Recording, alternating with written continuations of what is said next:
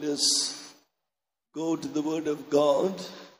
आओ सियोन परमेश्वर के वचन दे जाएंगे। आओ हम लोग परमेश्वर के वचन की तरफ जाएंगे। As it is announced at the end of this meeting, there will be some children who will be dedicated. जिस तरह पहला अनाउंस किया गया है, जेड़े अपने बच्चों को मखसूस करवाना चाहते हैं, और जैसे आपको पहले ही घोषणा करके बताया गया है कि जो लोग अपने बच्चों को जो है दुआ मखसूस करवाना चाहते हैं, we kindly request the parents not to bring the children now. आसी माता पिता दे आगे बेनती करते हैं, कृपा करके हुणे अपने बच्चों को लेके ना आओ। माता पिता से हम बेनती करते हैं कि अभी अपने बच्चों को लेकर ना आए। Only towards the end of the meeting, near about the time of the benediction. आते जब मीटिंग खत्म होएगी, near about the time of the final praising after the message at the time of the benediction. जब meeting खत्म होने तो बाद आखिरी धन्यवाद किया जाएगा, तारीफ की जाएगी कन्वेंशन दे लिए, आते आखिरी आशीर्वाद दिता जाएगा। उस समय तुसी आगे आ सकते हो। और जब इस संदेश के बाद जब तारीफ आखिरी जो सम्मेलन की तारीफ या स्तुति की जाती है, उस समय में आप आ सकते हैं। Let's turn our Bibles to Isaiah the 25th chapter. आओ ਅਸੀਂ अपनी बाइबल्स खोलेंगे यशायाह की किताब 25 अध्याय। आओ हम लोग अपने पवित्र शास्त्र को यशायाह की किताब 25 अध्याय में खोलेंगे। Oh, just I almost forgot. There are some prayer requests here. आते उससे पहले बहुत सारे प्रार्थना दे मांग पत्र हैं। इससे पहले कि बहुत सारे प्रार्थना का बेनती पत्र है। Some parents have a great burden in their heart because some children are addicted to drugs. आते बहुत सारे माता पिता दे अंदर ये बोझ है कि उन्हां दे बच्चे नशीलियां दवाइयां दा सेवन करते हैं, और बहुत सारे माता पिता को ये बोझ है कि उनके बच्चे जो है वो नशीले पदार्थों का सेवन करते हैं।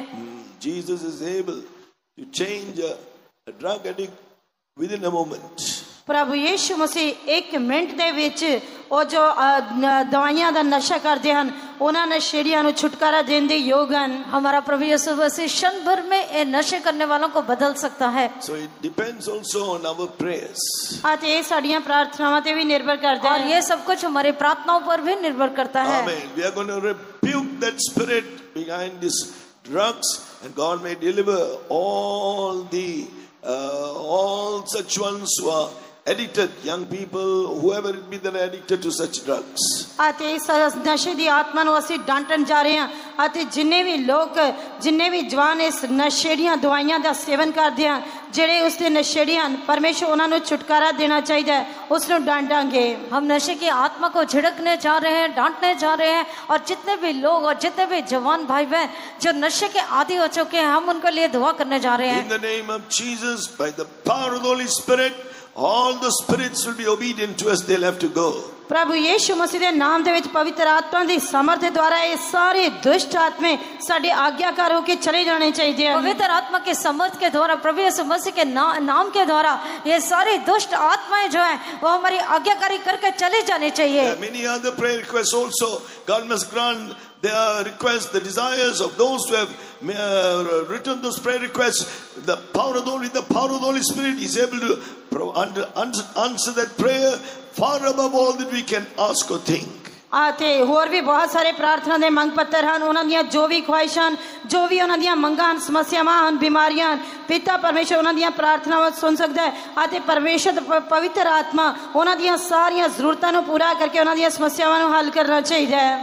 और भी बहुत से बेनती पत्र दिए गए हैं, और परमेश्वर जो है उनके हर एक आवश्यक को, हर एक समस्या को वो दूर कर सकता है, और पवित्र आत्मा जो है उनकी हर एक आवश्यकता को तो पूरा कर सकता है। For this prayer, we claim His name as the Lord our Redeemer, the one who sets us free. आते ओ परमेश्वर जो सानू छुटकारा देंदा है, इन्हां गल्लां दे लई प्रार्थना करन दे लई असी प्रभु नु एक कह के पुकारांगे कि प्रभु जो साडा छुटकारा देने वाला है, हमारा परमेश्वर जो छुड़ाने वाला है, इन सारी बातों के लिए जिनके हम प्रार्थना करने जा रहे हैं, हम यही कह के प्रार्थना करेंगे कि जो हमारा छुड़ाने वाला परमेश्वर है। Amen. Right now, He paid the price on Calvary to set us free. Right now, the Lord our Redeemer is going to redeem all such ones. and to answer prayer. He's the Lord our righteousness. आते परमेश्वर जो साडा धार्मिकता दा परमेश्वर है, उसने कलवरी क्रूस ते उत्ते साडे लिए उसने कीमत अदा की थी। वो साडा छुटकारा देने वाला परमेश्वर है। उससे आगे ऐसी प्रार्थना करन जा रहे हैं, वो छुटकारा देवेगा। और हमारा परमेश्वर जो धर्मी परमेश्वर है, वो जो है अपने धार्मिकता के अनुसार हमें छुटकारा देगा। हमारा छुड़ाने वाला परमेश्वर, जब हम उसके आगे प्रार्थना करेंगे, वो हम सबको छुटकारा देगा। When you believe His word, when you believe His promise and claim it, He says, according to that faith that you have, I will do what is right according to my word. He'll become the Lord our righteousness. आते जद असीं परमेश्वर दे वचन अते उसदे वायदियां दे उत्ते विश्वास करके दावा करांगे, तां परमेश्वर कहेगा कि जिस तरह तुसीं विश्वास करदे हो, उसी तरह तुहाडे लिए कीता जाएगा। तां ओ साडा विश्वास साडे लिए धार्मिकता होएगा अते ओ धर्मी परमेश्वर साडे लिए काम करेगा। जब हम विश्वास करके और दावा करते हुए उसकी प्रतिज्ञाओं पर प्रार्थना करेंगे, तब वो हमारे लिए पूरा करेगा और तब वो हमारे लिए धार्मिकता का परमेश्वर ठहरेगा। Let's close our eyes and say, let's make this prayer. आओ असीं अपनी आंखां बंद करके इस तरह वचन दे उत्ते दावा करदे हुए प्रार्थना करांगे। हम अपनी आंखों को बंद करते हुए उसके वचन पर दावा करते हुए प्रार्थना करेंगे। Grant deliverance, Lord our Redeemer. You paid the price on the cross of Calvary to set us free. You destroyed the destroyer. You destroyed the devil who keeps us in bondage and slavery, the oppressor, through your death, O God. You paid the price to set us free. Oh yes, Lord. Jesus' name. Oh, thou hast redeemed Jacob, ransomed him from him that is too strong for him. In the mighty name of Jesus, bind and rebuke that spirit of drug addiction. In the name that brings the drug addiction and all such spirit that brings them into bondage. In the mighty name of Jesus, the Lord our righteousness. Lord, you are here to hear our prayer. Lord, whatever they need, whether it be healing or deliverance from their problems or their, Lord, troubles or trials, in the name of Jesus, you are able to do exceeding abundantly above all that we ask or think, according to your power that works in us. In the name of Jesus. In the name of Jesus. Oh yes, Lord. Nothing is too hard for you. Nothing is too hard for you. In the name of Jesus. Now everyone get filled in the Spirit. हुण सारे आत्मा में भर जाएंगे। हम सब लोग आत्मा में भर जाएंगे। Now we will do the miracles. हुण चमत्कार करेगा। वो अभी अद्भुत काम करेगा।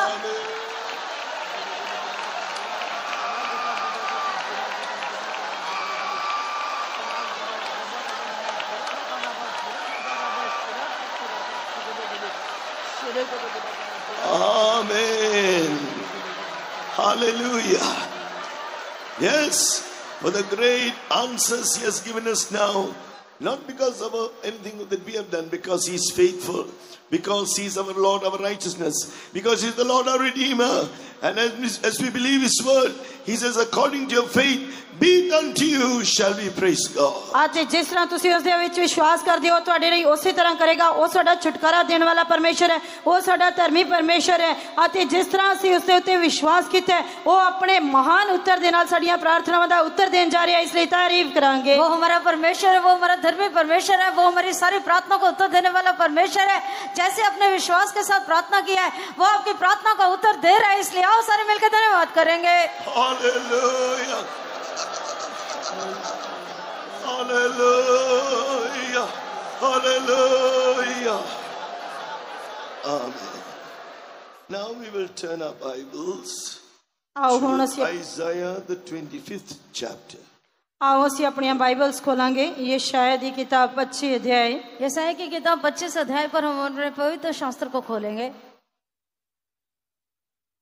Please read verse 4. चौथा वचन पढ़ांगे, उसका 4 वचन पढ़ेंगे।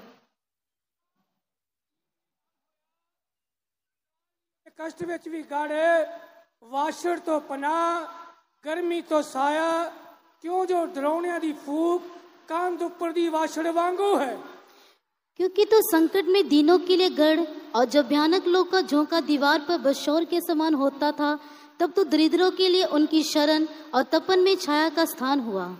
For thou hast been a strength to the poor, a strength to the needy in his distress, a refuge from the storm, a shadow from the heat, when the blast of the terrible ones is as a storm against the wall. So here we read Thou hast been a strength to the poor and a strength to the needy in his distress. ਤੂੰ ਤਾਂ ਗਰੀਬ ਲਈ ਗੜ ਹੋਇਆ, ਕੰਗਾਲ ਲਈ ਉਹਦੇ ਕਸ਼ਟ ਵਿੱਚ ਵੀ ਗੜ। और तू क्योंकि तू संकट में दीनों के लिए गढ़ और उनका बल हुआ है। This verse also means he is a stronghold to the needy and to the poor.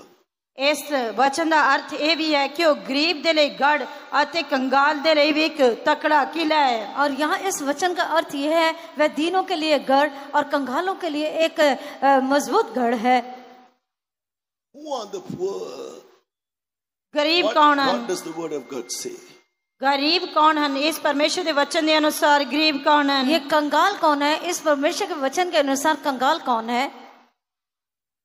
The word of God speaks of the humble according to Isaiah chapter 66 verse 2.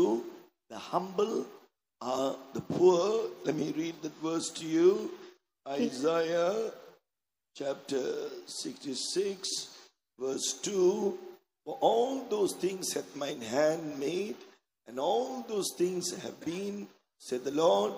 But to this man will I look, even to him that is poor and of a contrite spirit, and trembleth at my word.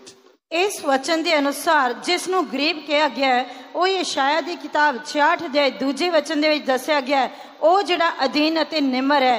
ਮੈਂ ਉਸ ਦੇ ਲਈ ਤੁਹਾਡੇ ਲਈ ਪੜਾਂਗਾ। ਇਹਨਾਂ ਸਭਨਾਂ ਨੂੰ ਮੇਰੇ ਹੀ ਹੱਥ ਨੇ ਬਣਾਇਆ ਹੈ, ਐਉਂ ਇਹ ਸਭ ਹੋ ਗਏ, ਯਹੋਵਾ ਦਾ ਵਾਕ ਹੈ। ਮੈਂ ਅਜਿਹੇ ਜਨ ਉਤੇ ਨਿਗਾਹ ਰੱਖਾਂਗਾ, ਅਧੀਨ ਉਤੇ ਅਤੇ ਨਿਮਰ ਆਤਮਾ ਵਾਲੇ ਉਤੇ, ਜੋ ਮੇਰੇ ਵਚਨ ਤੋਂ ਕੰਬ ਜਾਂਦਾ ਹੈ। इस वचन के अनुसार जो गरीब या कंगाल है उसके बारे में मैं आपको यशायाह की किताब में से 66 है उसके 2 वचन में पढ़ूंगा। यहोवा की ये वाणी है, ये सब वस्तुएं मेरे ही हाथ की बनाई हुई है, सो ये सब मेरी ही है, परंतु मैं उसी की ओर दृष्टि करूंगा जो दीन और खेदित मन का हो और मेरा वचन सुनकर थरथराता हो। So the portion I read to you from is Isaiah chapter 66 verse 2.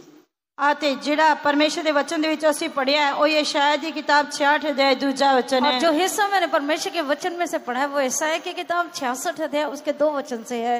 So we saw that God is looking to him that is poor and of a contrite spirit. ਦੇਖੋ ਪਰਮੇਸ਼ਰ ਅਜਿਹੇ ਜਨ ਉਤੇ ਨਿਗਾਹ ਰੱਖਦਾ ਹੈ ਜਿਹੜਾ ਅਧੀਨ ਅਤੇ ਨਿਮਰ ਆਤਮਾ ਵਾਲਾ ਹੈ। और जो परमेश्वर ऐसे लोगों पर दृष्टि करता है जो दीन और खेदित मन का हो। To understand this verse better, there's a similar there are similar words used to this in Isaiah chapter 57. ਅਤੇ ਇਸ ਵਚਨ ਨੂੰ ਸਮਝਣ ਦੇ ਲਈ ਬਿਲਕੁਲ ਇਸੇ ਦੇ ਸਮਾਨ ਯਸ਼ਾਇਆ ਦੀ ਕਿਤਾਬ 57 ਅਧਿਆਇ ਦੇ ਵਿੱਚ ਅਸੀਂ ਦੇਖਦੇ ਹਾਂ। इस वचन को समझने के लिए इसके बिल्कुल समान यशायाह की किताब 57 अध्याय में लिखा है। Isaiah 57 verse 15, let me read it to you. But thus saith the high and lofty one that inhabiteth eternity, whose name is holy. I dwell in the high and holy place, with him also that is of a contrite and humble spirit, to revive the spirit of the humble and to revive the heart of the contrite ones. ਯਸ਼ਾਇਆ ਦੀ ਕਿਤਾਬ 57 ਅਧਿਆਇ 15 ਵਚਨ, ਮਹਾਨ ਅਤੇ ਉੱਤਮ ਪੁਰਖ ਜੋ ਸਦਾ ਕਾਇਮ ਹੈ, ਜਿਸ ਦਾ ਨਾਮ ਪਵਿੱਤਰ ਹੈ, ਇਉਂ ਆਖਦਾ ਹੈ, ਮੈਂ ਉੱਚੇ ਅਤੇ ਪਵਿੱਤਰ ਸਥਾਨ ਵਿੱਚ ਵਸਦਾ ਹਾਂ, ਉਹਦੇ ਨਾਲ ਵੀ ਜਿਹਦਾ ਆਤਮਾ ਕੁਚਲਿਆ ਤੇ ਅੱਜਾ ਹੈ, ਭਈ ਮੈਂ ਅੱਜਿਆਂ ਦੀ ਆਤਮਾ ਨੂੰ ਜਿਵਾਵਾਂ, कुचलिया होया दे दिल नु जिवावा। यशायाह की किताब 57 अध्याय उसके 15 वचन में लिखा है, क्योंकि जो महान और उत्तम और सदैव स्थिर रहता और जिसका नाम पवित्र है वह यूं कहता है, मैं ऊंचे पर और पवित्र स्थान में निवास करता हूँ और उसके संग भी रहता हूँ, जो खेदित और नम्र है, कि नम्र लोगों के हृदय और खेदित लोगों के मन को हर्षित करूं। So you can replace that word poor with humble. आते उस जगह ते जो गरीब लिखा होया उसका अर्थ है हलीम या निमर, और जो उस स्थान पर जो कंगाल या गरीब करके लिखा है उसका अर्थ है खेदित नहीं तो नम्र। God is looking to those with a humble spirit. परमेश्वर उन्हां दे नाल रहंदा है जिन्हां दा आत्मा निमर है, और जो परमेश्वर उन पर दृष्टि करता है जिनका आत्मा नम्र है। Humble means we realize we are nothing before God. There's nothing good in us. ਨਮਰ ਦਾ ਅਰਥ ਹੈ ਕਿ ਅਸੀਂ ਇਹ ਅਹਿਸਾਸ ਕਰਦੇ ਹਾਂ ਕਿ ਅਸੀਂ ਪਰਮੇਸ਼ਰ ਦੇ ਸਾਹਮਣੇ ਕੁਝ ਵੀ ਨਹੀਂ ਹਾਂ। नम्र का हलीम का अर्थ है कि हम जब ये महसूस करते हैं हम परमेश्वर के सामने कुछ भी नहीं है, हम में कुछ भी नहीं है। All what we have is what God has given us. We are all what we are by the grace of God. ਅਤੇ ਜੋ ਕੁਝ ਸਾਡੇ ਕੋਲ ਹੈ ਉਹ ਸਾਰਾ ਕੁਝ ਪਰਮੇਸ਼ਰ ਦਾ ਦਿੱਤਾ ਹੋਇਆ ਹੈ ਅਤੇ ਅਸੀਂ ਜੋ ਕੁਝ ਵੀ ਹਾਂ ਉਹ ਪਰਮੇਸ਼ਰ ਦੀ ਕਿਰਪਾ ਦੇ ਨਾਲ ਹਾਂ। जो कुछ मुझे दिया गया है वो सब कुछ परमेश्वर की तरफ से है। जो कुछ मैं हूँ वो परमेश्वर की तरफ से ही हूँ। With the grace of God, it means it's all what we have is what has been given to us by God freely. ਪਰਮੇਸ਼ਰ ਦੀ ਕਿਰਪਾ ਦੇ ਨਾਲ ਦਾ ਅਰਥ ਇਹ ਹੈ ਕਿ ਜੋ ਕੁਝ ਪਰਮੇਸ਼ਰ ਦੇ ਦੁਆਰਾ ਸਾਨੂੰ ਮੁਫਤ ਵਿੱਚ ਦਿੱਤਾ ਗਿਆ ਹੈ। परमेश्वर के अनुग्रह का मतलब ये है कि जो कुछ परमेश्वर के द्वारा हमें मुफ्त में दिया गया है। Whether it be you or I, there's nothing to boast, but only in how great our God is. ਪਰ ਇਹ ਭਾਵੇਂ ਤੁਸੀਂ ਹੋਵੋ ਜਾਂ ਮੈਂ ਹੋਵੋ, ਇਹ ਅਸੀਂ ਕੁਝ ਵੀ ਨਹੀਂ ਹਾਂ। ਅਸੀਂ ਜੋ ਕੁਝ ਵੀ ਹਾਂ ਪਰਮੇਸ਼ਰ ਦੀ ਕਿਰਪਾ ਦੇ ਨਾਲ ਹਾਂ, ਕਿਉਂਕਿ ਸਾਡਾ ਪਰਮੇਸ਼ਰ महान है। हाँ, चाहे मैं हूँ या आप हो, हम में कुछ भी नहीं है, हम कुछ भी नहीं है। हम जो कुछ भी है परमेश्वर की महान दया से है, उसके अनुग्रह से है। Secondly, he is looking at those of a contrite spirit. ਅਤੇ ਦੂਜਾ ਉਹਨਾਂ ਦੇ ਉੱਤੇ ਨਿਗਾਹ ਰੱਖਦਾ ਹੈ ਜਿਨ੍ਹਾਂ ਦਾ ਆਤਮਾ ਕੁਚਲਿਆ ਹੋਇਆ ਤੇ ਅੱਜਾ ਹੈ। और वो उन लोगों पर दृष्टि रखता है जो खेदित मन के हैं। Those who are thoroughly sorrowing for the sins they commit. ਅਤੇ ਉਹਨਾਂ ਨੇ ਜਿਹੜੇ ਪਾਪ ਕੀਤੇ ਹੁੰਦੇ ਹਨ, ਜਿਹੜੇ ਉਹਨਾਂ ਦੇ ਲਈ ਪੂਰੀ ਤਰ੍ਹਾਂ ਦਿਲ ਤੋਂ ਸੋਗ ਕਰਦੇ ਹਨ, ਦੁੱਖ ਕਰਦੇ ਹਨ। और जिन्होंने पाप किया उनके लिए वो पूरी तरह आहें भरते हैं और दुख करते हैं। The Holy Spirit will convict us of our sins. ਪਵਿੱਤਰ ਆਤਮਾ ਸਾਨੂੰ ਸਾਡੇ ਪਾਪਾਂ ਦੇ ਬਾਰੇ ਜਿਤਾਉਂਦਾ ਹੈ। पवित्र आत्मा हमारे पापों के बारे में हमें जो है वो खेदित करता है। Isaiah 66, chapter 66 verse 2, these are those who tremble at the word of God. When God speaks, when he speaks, they get convicted also of their sins. ਯਸ਼ਾਇਆ ਦੀ ਕਿਤਾਬ 66 ਅਧਿਆਇ ਦੂਜਾ ਵਚਨ, ਜੋ ਮੇਰੇ ਵਚਨ ਤੋਂ ਕੰਬ ਜਾਂਦਾ ਹੈ, ਜਦ ਪਰਮੇਸ਼ਰ ਉਹਨਾਂ ਦੇ ਨਾਲ ਗੱਲ ਕਰਦਾ ਹੈ ਤਾਂ ਉਹ ਆਪਣੇ ਦਿਲ ਦੇ ਵਿੱਚ ਦੋਸ਼ੀ ਠਹਿਰਾਏ ਜਾਂਦੇ ਹਨ, ਜਿਤਾਏ ਜਾਂਦੇ ਹਨ। यशायाह की किताब 66 है उसके 2 वचन के अनुसार, और मेरा वचन सुनकर थरथराता हो, यानी कि जब वो परमेश्वर के वचन को सुनते हैं उनका हृदय जो है वो छिद जाता है। Then they will thoroughly be sorrowful, penitent for the sins that they have committed. ਤਾਂ ਫਿਰ ਉਹਨਾਂ ਨੇ ਜੋ ਪਾਪ ਕੀਤੇ ਹਨ ਉਸੇ ਨਾਲ ਉਹਨਾਂ ਦਾ ਦਿਲ ਛਿੱਜ ਜਾਂਦਾ ਹੈ ਅਤੇ ਉਹ ਦਿਲ ਦੀ ਗਹਿਰਾਈ ਤੋਂ ਆਪਣੇ ਮਨ ਵਿੱਚ ਦੁਖੀ ਹੁੰਦੇ ਹਨ। और जो उन्होंने पाप किए होते हैं उसके द्वारा जो है वो छिद जाते हैं, उनका हृदय छिद जाता है और अपने मन में हृदय में वो दुखी होते हैं। They will humble and accept their faults. ਉਹ ਆਪਣੇ ਆਪ ਨੂੰ ਹਲੀਮ ਕਰਕੇ ਆਪਣੀਆਂ ਗਲਤੀਆਂ ਨੂੰ ਸਵੀਕਾਰ ਕਰ ਲੈਂਦੇ ਹਨ, ਕਸੂਰਾਂ ਨੂੰ ਮੰਨ ਲੈਂਦੇ ਹਨ। वो अपने आप को नम्र करते हैं और अपनी गलतियों को मान लेते हैं। They will humble and cry for God's forgiveness and humble and ask for God's help and deliverance. ਉਹ ਆਪਣੇ ਆਪ ਨੂੰ ਹਲੀਮ ਕਰਕੇ ਪਰਮੇਸ਼ਰ ਦੇ ਕੋਲੋਂ ਮਾਫੀ ਦੇ ਲਈ ਦੁਹਾਈ ਦਿੰਦੇ ਹਨ ਅਤੇ ਆਪ ਨੂੰ ਹਲੀਮ ਕਰਕੇ ਪਰਮੇਸ਼ਰ ਦੇ ਕੋਲੋਂ ਛੁਟਕਾਰੇ ਦੀ ਮੰਗ ਕਰਦੇ ਹਨ। वो लोग अपने आप को नम्र करते हैं, परमेश्वर को आगे पुकारते हैं ताकि वो उनसे छुटकारा मिल सके। So God is looking at the poor. ਇਸ ਕਰਕੇ ਪਰਮੇਸ਼ਰ ਅਜੇ ਕੁਚਲਿਆਂ ਜਾਂ ਗਰੀਬਾਂ ਦੇ ਉੱਤੇ ਨਿਗਾਹ ਕਰਦਾ ਹੈ। परमेश्वर ऐसे कंगालों के ऊपर दृष्टि करता है। For in all areas of our lives, let us maintain this humility. ਇਸ ਲਈ ਆਓ ਅਸੀਂ ਆਪਣੇ ਜੀਵਨ ਪਰ ਇਸ शुद्धता ਨੂੰ ਬਣਾਈ ਰੱਖੀਏ। आओ हम जो है अपने जीवन भर इस हलीमी को, नम्रता को बनाए रखे। That humility will also make us acknowledge God, how great He is. ਅਤੇ ਨਮਰਤਾ ਦੇ ਨਾਲ ਅਸੀਂ ਇਹ ਵੀ ਅਹਿਸਾਸ ਕਰਦੇ ਹਾਂ ਕਿ ਪਰਮੇਸ਼ਰ ਕਿੰਨਾ ਮਹਾਨ ਹੈ। और हलीमी के द्वारा हम लोग ये भी महसूस करते हैं कि परमेश्वर कितना महान है। Right. Now another meaning for the poor, according to James, the epistle of James, the 2nd chapter. ਅਤੇ ਗਰੀਬ ਦਾ ਇੱਕ ਦੂਜਾ ਮਤਲਬ ਯਾਕੂਬ ਦੀ ਪत्री दूजा अध्याय, याकूब की पत्री 2 अध्याय के अनुसार गरीब या कंगाल का अर्थ, दूसरा अर्थ। James chapter 2 verse 5 we read, Hearken, my beloved brethren, hath not God chosen the poor of this world, rich in faith and heirs of the kingdom which he hath promised to them that love him. याकूब दी पत्री दूजा अध्याय 5 वचन सुनो हे मेरे प्यारे भरावो कि परमेश्वर ने ਉਹਨਾਂ ਨੂੰ ਨਹੀਂ ਚੁਣਿਆ ਜਿਹੜੇ ਸੰਸਾਰ ਦੀ ਵੱਲੋਂ ਗਰੀਬ ਹਨ ਭਾਈ ਨਿਹਚਾ ਵਿੱਚ ਤਾਂ ਨਹੀਂ ਹੋਣ ਅਤੇ ਉਸ ਰਾਜ ਦੇ ਅਧਿਕਾਰੀ ਹੋਣ ਜਿਹਦਾ वचन ਉਹਨੇ ਆਪਣੇ ਪ੍ਰੇਮੀਆਂ ਨੂੰ ਦਿੱਤਾ ਸੀ।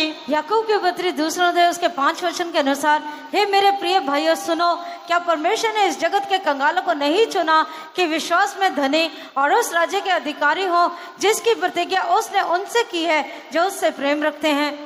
So here the Lord speaks of a group of people who are the poor in faith. ਇੱਥੇ ਪਰਮੇਸ਼ਰ ਇੱਕ ਝੁੰਡ ਲੋਕਾਂ ਦੇ ਬਾਰੇ ਗੱਲ ਕਰਦਾ ਹੈ ਜਿਹੜੇ ਨਿਹਚਾ ਦੇ ਵਿੱਚ ਗਰੀਬ ਹਨ। यहाँ पर परमेश्वर जो उन कंगालों के बारे में बात करता है जो विश्वास में गरीब है। First of all, who are these poor in faith? ਅਤੇ ਸਭ ਤੋਂ ਪਹਿਲਾਂ ਇਹ ਨਿਹਚਾ ਵਿੱਚ ਗਰੀਬ ਕੌਣ ਹਨ? सबसे पहले ये विश्वास में कंगाल कौन है? In Luke, the 6th chapter, Luka the you can read from verse 13 up to verse 16. Jesus, one of the most important ministry Jesus did when he came to this earth was to ordain 12 apostles, 12 servants of God, 12 apostles from among his disciples. ਲੂਕਾ ਦੀ ਇੰਜੀਲ 6 ਅਧਿਆਇ 13 ਤੋਂ ਲੈ ਕੇ ਜਦ ਅਸੀਂ 16 ਵਚਨ ਤੱਕ ਪੜ੍ਹਦੇ ਹਾਂ ਤਾਂ ਉੱਥੇ ਅਸੀਂ ਵੇਖਦੇ ਹਾਂ ਕਿ ਜਦ ਪ੍ਰਭੂ ਯੀਸ਼ੂ ਮਸੀਹ ਧਰਤੀ ਦੇ ਉੱਤੇ ਆਏ ਤਾਂ ਉਸਨੇ ਸਭ ਤੋਂ ਮਹਾਨ ਸੇਵਾ ਜੋ ਕੀਤੀ ਉਸਨੇ ਆਪਣੇ 12 रसूलों ਨੂੰ ਨਿਯੁਕਤ ਕੀਤਾ। और लूका का सुसमाचार 6 अध्याय उसके 13 वचन से 16 वचन में हम देखते हैं जब प्रभु यीशु मसीह इस पृथ्वी पर सेवा करने आया उसका जो बहुत ही महत्वपूर्ण सेवा था उसने अपने चेलों में से 12 प्रेरितों को चुना। From among the disciples, he chose 12. It says very clearly in Luke chapter 6 verse 13. ਅਤੇ ਅਸੀਂ ਲੂਕਾ ਦੀ ਇੰਜੀਲ 6 ਅਧਿਆਇ 13 ਵਚਨ ਦੇ ਵਿੱਚ ਵੇਖਦੇ ਹਾਂ ਕਿ ਖਾਸ ਕਰਕੇ ਜਦ ਉਸਨੇ ਆਪਣੇ ਚੇਲਿਆਂ ਨੂੰ ਚੁਣਿਆ ਤੇ ਉਹਨਾਂ ਦੇ ਬਾਰੇ ਖਾਸ ਕਰਕੇ ਕਿਹਾ। और लूका का सुसमाचार 6 अध्याय 13 वचन में लिखा है उसने अपने चेलों को बुलाकर उसमें से 12 चुन लिए। And those 12 he named as apostles. Luke chapter 6 verse 13. ਲੂਕਾ ਦੀ ਇੰਜੀਲ 6 ਅਧਿਆਇ 13 ਵਚਨ ਅਤੇ ਉਹਨਾਂ 12 ਚੇਲਿਆਂ ਦੇ ਨਾਮ ਉਸਨੇ ਰਸੂਲ ਰੱਖਿਆ। और जो लूका का सुसमाचार 6 अध्याय 13 वचन के अनुसार जो 12 उसने चुन लिए उनको प्रेरित कहा। Then he addresses them in verse 20. Blessed be ye poor, for yours is the kingdom of God. These 12 apostles. ਅਤੇ ਫਿਰ ਉਸਨੇ 20 ਵਚਨ ਦੇ ਵਿੱਚ ਉਹਨਾਂ 12 ਚੇਲਿਆਂ ਨੂੰ ਜਿਨ੍ਹਾਂ ਦਾ ਨਾਮ ਰਸੂਲ ਰੱਖਿਆ ਸੀ ਉਹਨਾਂ ਨੂੰ ਇਹ ਕਹਿ ਕੇ ਸੰਬੋਧਿਤ ਕੀਤਾ ਧੰਨੋ ਤੁਸੀਂ ਜਿਹੜੇ ਗਰੀਬ ਹੋ क्यों जो परमेश्वर का राज ਤੁਹਾਡਾ है। उसने अपने चेलों में से जो 12 प्रेरित चुने थे उनको देखते हुए बोला कि धन्य हो तुम जो दीन हो क्योंकि परमेश्वर का राज्य तुम्हारा है। Why I say he was particularly addressing the 12 disciples who are the apostles. ਅਤੇ ਮੈਂ ਇਹ ਕਿਉਂ ਕਹਿ ਰਿਹਾ ਹਾਂ ਕਿ ਖਾਸ ਕਰਕੇ ਉਸਨੇ ਉਹ ਆਪਣੇ ਉਹਨਾਂ ਚੇਲਿਆਂ ਨੂੰ ਜਿਨ੍ਹਾਂ ਨੂੰ ਰਸੂਲ ਕਿਹਾ ਸੀ ਉਹਨਾਂ ਨੂੰ ਇਹ ਕਿਹਾ। क्यों मैं आपको ये कहना चाहता हूँ बताना चाहता हूँ कि चेलों में से 12 जो प्रेरित कहलाए उनको ये क्यों कहा। We read when Jesus called these 12 apostles, they left their family, they left their jobs, their occupation and their lands, everything they had, they gave it up. ਅਤੇ ਪ੍ਰਭੂ ਯੀਸ਼ੂ ਮਸੀਹ ਨੇ ਇਹਨਾਂ 12 ਰਸੂਲਾਂ ਨੂੰ ਜਾਂ ਚੇਲਿਆਂ ਨੂੰ ਜਿਨ੍ਹਾਂ ਨੂੰ ਚੁਣਿਆ ਸੀ ਉਹਨਾਂ ਨੇ ਆਪਣੇ ਮਾਤਾ ਪਿਤਾ ਨੂੰ ਆਪਣੀ ਨੌਕਰੀ ਨੂੰ ਆਪਣੇ ਪੇਸ਼ੇ ਨੂੰ ਜਾਂ ਕਿੱਤੇ ਨੂੰ ਜੋ ਕੁਝ ਵੀ ਉਹ ਕਰਦੇ ਸਨ ਸਭ ਕੁਝ ਨੂੰ ਛੱਡ ਕੇ ਉਸ ਦੇ ਨਾਲ ਆ ਗਏ। और उसने प्रभु यीशु मसीह ने 12 प्रेरितों को इस चेलों को 12 प्रेरित इसलिए कहा क्योंकि वो लोग अपने माँ बाप को अपना कामकाज को अपने कारोबार को छोड़कर आ गए। Just like these servants of God you see here dressed in white on the stage. ਅਤੇ ਜਿਸ ਤਰ੍ਹਾਂ ਤੁਸੀਂ ਸਟੇਜ ਦੇ ਉੱਤੇ ਸਫेद पोशाक पहनी हुई परमेश्वर के सेवकों ਨੂੰ बैठे हुए देखते हो। जैसे आप लोग मंच के ऊपर सफेद कपड़े पहने हुए परमेश्वर के सेवकों को देखते हो। For example, if you turn to Matthew chapter 4 verse 18, Jesus called Peter and Andrew his brother. They were casting a net into the sea. They were fishermen. And verse 19 he said, follow me, I will make you fishers of men. Verse 20, straightway they left their nets and followed him. ਅਸੀਂ ਮਤੀ ਦੀ ਇੰਜੀਲ ਚੌਥਾ ਅਧਿਆਇ 18 ਵਚਨ ਦੇ ਵਿੱਚ ਵੇਖਦੇ ਹਾਂ ਕਿ ਪ੍ਰਭੂ ਯੀਸ਼ੂ ਮਸੀਹ ਨੇ ਝੀਲ ਦੇ ਕੰਢੇ ਉੱਤੇ ਸ਼ਮਯੂਨ ਅਤੇ ਅੰਦਰਿਆਸ ਨੂੰ ਬੁਲਾਇਆ ਜੋ ਝੀਲ ਦੇ ਕੰਢੇ ਉੱਤੇ ਜਾਲ ਪਾਉਂਦੇ ਸਨ। ਉਹਨਾਂ ਨੂੰ ਵੇਖਿਆ ਅਤੇ ਕਿਹਾ ਕਿਉਂਕਿ ਉਹ ਮੱਛੀਆਂ ਫੜਨ ਵਾਲੇ ਸਨ, ਮੇਰੇ ਮਗਰ ਆਓ ਤਾਂ ਮੈਂ ਤੁਹਾਨੂੰ ਮਨੁੱਖਾਂ ਦੇ ਸ਼ਿਕਾਰੀ ਬਣਾਵਾਂਗਾ। 20 वचन आती वो चट जाला नु छड़ के ओदे मगर हो तुरे। मत्ती का सुसमाचार 4 अध्याय उसका 18 वचन में हम देखते हैं गलील के झील के किनारे पतरस और उसका भाई अंद्रयास जो झील के किनारे जो है जाल फेंकते रहे थे, उनको कहा तुम मेरे पीछे लो, मैं तुम्हें मनुष्यों को पकड़ने वाले बनाऊंगा। और 20 वचन में देखते हैं वो तुरंत जालों को छोड़कर उसके पीछे हो लिए। Secondly, we see James and John, verse 21, they were with their father in the ship, mending their nets, and Jesus called them, verse 22. Immediately they left their ship and their father and followed Jesus. ਉਸ ਤੋਂ ਬਾਅਦ ਅਸੀਂ 21 ਵਚਨ ਦੇ ਵਿੱਚ ਵੇਖਦੇ ਹਾਂ ਯਾਕੂਬ ਅਤੇ ਯਹੂਨਾ ਨੂੰ ਵੇਖਿਆ ਜਿਹੜੇ ਆਪਣੇ ਪਿਓ ਦੇ ਨਾਲ ਬੇੜੀ ਉੱਤੇ ਆਪਣੇ ਜਾਲਾਂ ਨੂੰ ਸੁਧਾਰਦੇ ਸਨ ਔਰ ਉਹਨਾਂ ਨੂੰ ਸੱਦਿਆ। ਤਾਂ ਵਚਨ 22 ਦੇ ਵਿੱਚ ਵੇਖਦੇ ਹਾਂ ਤਾਂ ਉਹ ਛੱਟ ਬੇੜੀ ਨੂੰ ਅਤੇ ਆਪਣੇ ਪਿਓ ਨੂੰ ਛੱਡ ਕੇ ਉਹਦੇ ਮਗਰ ਹੋ ਤੁਰੇ। इसे देख के 21 वचन में याकूब और यूहन्ना को जो अपने पिता के नाव पर अपने जालों को सुधारते थे उन्हें भी बुलाया। 22 वचन में वो तुरंत नाव को और अपने पिता को छोड़कर उसके पीछे हो लिए। Mark chapter 10 verse 28, Peter said, Lo, we have left all and have followed thee, Lord Jesus.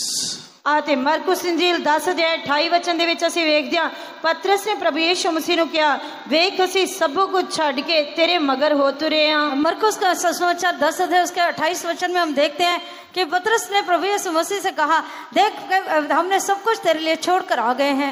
Then Jesus confirmed what he said. Verily I say unto you that yes, you who have left house and brethren, sisters, father, mother, wife, children, lands for my sake and the gospels, you shall receive 100-fold now in this time and in the world to come eternal life. आते इसी गल नूं पक्कियां करन दे लई प्रभु यीशु मसीह ने उन्हां नूं कहा मैं तुहानूं सच आखदा हां अजिहा कोई नहीं जिन्हें घर या भाइयां या भैणां या मां या प्यो या बाल बच्चियां जां जमीनां नूं मेरे अते अंजील दे लई छड्डिया होवे। आते 30 वचन विच जिहड़ा हुण इस समय विच 100 गुना ना पावे घर अते भाई अते भैणां ते मावां ते बाल बच्चियां ते जमीनां पर दुख नाल अते अगले युग विच सदीपक जीवन। और 29 वचन में लिखा है मैं तुमसे सच कहता हूं कि ऐसा कोई नहीं जिसने मेरे और सुसमाचार के लिए घर या भाई या बहनों या माता पिता या लड़के वालों या खेतों को छोड़ दिया वो इस समय 100 गुना ना पाए और आने वाले अनंत जीवन में परलोक में भी वो प्राप्त करेगा। So this life where one is forsaken all they have is so that these apostles may now live not clinging to anything else but to God. That is what is said as Romans 1, chapter 1, verse 17, the just shall live by faith. Faith only in God. आते इस तरह जमो इन्होंने अपना सारा कुछ छड़ के त्याग के प्रभु यीशु मसीह के पीछे चलन लग गए तो इसका मतलब इन्हों के जीवन का इस तरह से कि जिस तरह रोमियों की पत्री पहला अध्याय 17 वचन के लिखा हुआ है कि धर्मी बंदा निश्चय तो जिंदा रहेगा, मतलब केवल विश्वास के नाल जीवन व्यतीत करेंगे। जैसे इन लोगों ने सब कुछ छोड़कर प्रभु यीशु मसीह के पीछे चलिए, जैसे रोमी की पत्री पहला अध्याय उसके 17 वचन में लिखा है विश्वास से धर्मी जन जीवित रहेगा। इसका अर्थ है कि वो लोग जो है विश्वास के साथ जीवित रहेंगे। So that is why you notice in our meetings we don't ask donate money, give us money. We don't ask. We have to ask God. We don't ask anyone.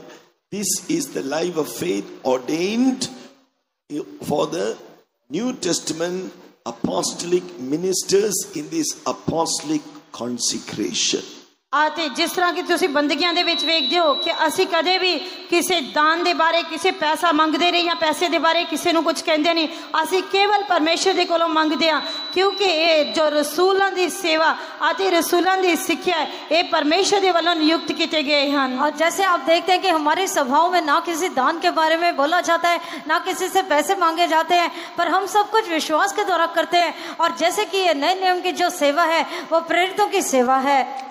So, therefore, this life of faith is, God has set it up for the servants of God in this apostolic ministry so that they may become rich in faith. ਇਹ ਰਸੂਲਾਂ ਦੀ ਸੇਵਾ ਦੇ ਵਿੱਚ ਪਰਮੇਸ਼ਰ ਦੇ ਸੇਵਕਾਂ ਦੇ ਲਈ ਇਹ ਵਿਸ਼ਵਾਸ ਦਾ ਜੀਵਨ ਠਹਿਰਾਇਆ ਗਿਆ ਤਾਂ ਕਿ ਉਹ ਨਿਸ਼ਚਾ ਵਿੱਚ ਧਨੀ ਹੋਣ। और ये जो प्रेरितों की सेवा है ये विश्वास के साथ ठहराई गई है ताकि वो लोग विश्वास में धनी बन सके। And then when they are rich in faith, James 2 verse 5, they can believe God not only for the material needs but for their character perfection to be made ready for the kingdom of God. ਆਤੇ ਜੇ ਅਸੀਂ ਯਾਕੂਬ ਦੀ ਪੁੱਤਰੀ ਦੂਜਾ ਅਧਿਆਇ 5 ਵਚਨ ਵਿੱਚ ਪੜ੍ਹਦੇ ਹਾਂ, ਜਦੋਂ ਨਿਸ਼ਚਾ ਦੇ ਵਿੱਚ ਧਨੀ ਹੋਣਗੇ ਤਾਂ ਉਹ ਕੇਵਲ ਆਪਣੀਆਂ ਜ਼ਰੂਰਤਾਂ ਹੀ ਪਰਮੇਸ਼ਰ ਦੇ ਕੋਲੋਂ ਨਹੀਂ ਪ੍ਰਾਪਤ ਕਰਨਗੇ, ਸਗੋਂ ਆਪਣੇ ਸੁਭਾਅ ਦੀ ਸਿੱਧਤਾ ਦੇ ਲਈ ਅਤੇ ਉਸ ਦੀ ਆਮਦ ਦੇ ਲਈ ਤਿਆਰ ਹੋਣ ਦੇ ਲਈ ਵੀ ਉਹ ਵਿਸ਼ਵਾਸ ਦੇ ਨਾਲ ਪਰਮੇਸ਼ਰ ਦੇ ਕੋਲੋਂ ਇਹ ਸਾਰੀ ਸਿੱਧਤਾ ਨੂੰ ਪ੍ਰਾप्त करेंगे। याकूब की पत्री 2:5 के वचन के अनुसार जब वो विश्वास में धनी होंगे सिर्फ वो अपनी आवश्यकताओं के लिए प्रभु से प्रार्थना नहीं करेंगे पर अपने स्वभाव के लिए भी जो है वो प्रार्थना करेंगे और प्रभु के आगमन के लिए तैयार होंगे। Secondly, they are made so rich in faith, the servants of God, because of them. Literally, they have nothing in this world to cling to, but only God through faith. So, what is that riches in faith enabling them to believe in God for the perfection of each and everyone in the church? ਅਤੇ ਆਖਿਰ ਦੇ ਵਿੱਚ ਉਹ ਨਿਸ਼ਚਾ ਦੇ ਵਿੱਚ ਇੰਨੇ ਧਨੀ ਹੋ ਜਾਂਦੇ ਹਨ ਕਿ ਉਹ ਆਪਣੀ ਹਰੇਕ ਗੱਲ ਦੇ ਲਈ ਹਰੇਕ ਜ਼ਰੂਰਤ ਦੇ ਲਈ ਪੂਰੀ ਤਰ੍ਹਾਂ ਪਰਮੇਸ਼ਰ ਦੇ ਉੱਤੇ ਨਿਰਭਰ ਕਰਦੇ ਹਨ ਅਤੇ ਕੇਵਲ ਜ਼ਰੂਰਤਾਂ ਦੇ ਲਈ ਹੀ ਨਹੀਂ ਉਹ ਆਪਣੀ ਸਾਰੀ ਸਿੱਧਤਾ ਦੇ ਲਈ ਆਪਣੇ ਸੁਭਾਅ ਦੀ ਸਾਰੀ ਸਿੱਧਤਾ ਦੇ ਲਈ ਪੂਰੀ ਤਰ੍ਹਾਂ ਨਿਸ਼ਚਾ ਦੇ ਨਾਲ ਪਰਮੇਸ਼ਰ ਦੇ ਉੱਤੇ ਨਿਰਭਰ ਹੋ ਜਾਂਦੇ ਹਨ। ਅਤੇ ਇਸੇ ਤਰ੍ਹਾਂ ਸਾਡੀ ਕਲੀਸਿया ਦੇ ਵਿੱਚ ਵੀ है। और जो जब वो विश्वास में धनी हो जाते हैं तो वो सिर्फ एक बात के लिए नहीं पर हर एक बात के लिए वो प्रभु पर विश्वास करते हैं। इतना नहीं है पर हम सब के लिए कलीसिया में जितने भी लोग हैं उनके स्वभाव की सिद्धता के लिए भी वो विश्वास में रहते हैं। Secondly, the poor of this world, you too, children of God, you may have jobs, you may have a bank account, you may have properties, but don't rely on those things. Though you have it, use it as you need it, but put your faith only in God who has given it to you. ਅਤੇ ਦੂਜਾ ਗਰੀਬ ਉਹ ਹਨ ਜਿਵੇਂ ਕਿ ਸਾਡੇ ਵਿਸ਼ਵਾਸੀ ਜੋ ਪਰਮੇਸ਼ਰ ਦੀ ਕਲੀਸਿया ਦੇ ਵਿੱਚ ਹਨ, ਉਹਨਾਂ ਦੇ ਕੋਲ ਨੌਕਰੀ ਹੋ ਸਕਦੀ ਹੈ, ਉਹਨਾਂ ਦੇ ਕੋਲ ਪੈਸਾ ਹੋ ਸਕਦਾ ਹੈ, ਤੁਸੀਂ ਉਹਨਾਂ ਆਪਣੀਆਂ ਜ਼ਰੂਰਤਾਂ ਦੇ ਲਈ ਉਹਨਾਂ ਦੇ ਉੱਤੇ ਖਰਚ ਕਰ ਸਕਦੇ ਹੋ, ਪਰ ਤੁਹਾਨੂੰ ਉਹਨਾਂ ਦੇ ਉੱਤੇ ਨਿਰਭਰ ਨਹੀਂ ਰਹਿਣਾ ਚਾਹੀਦਾ। ਤੁਹਾਨੂੰ पूरी तरह परमेश्वर ਦੇ ਉੱਤੇ विश्वास रख के ਉਸ ਦੇ ਉੱਤੇ निर्भर करना चाहिए। आपके पास सब कुछ हो सकता है, आपके पास नौकरी हो सकता है, धन हो सकता है, पर उसी के ऊपर निर्भर नहीं करना, पर हमें विश्वास से जीवन गुजारना चाहिए। So when there's a great need rises, when you live such a life, the just shall live by faith, you can believe the promises of God, you can claim the anointing, you can get anything and everything from God, even materially and financially.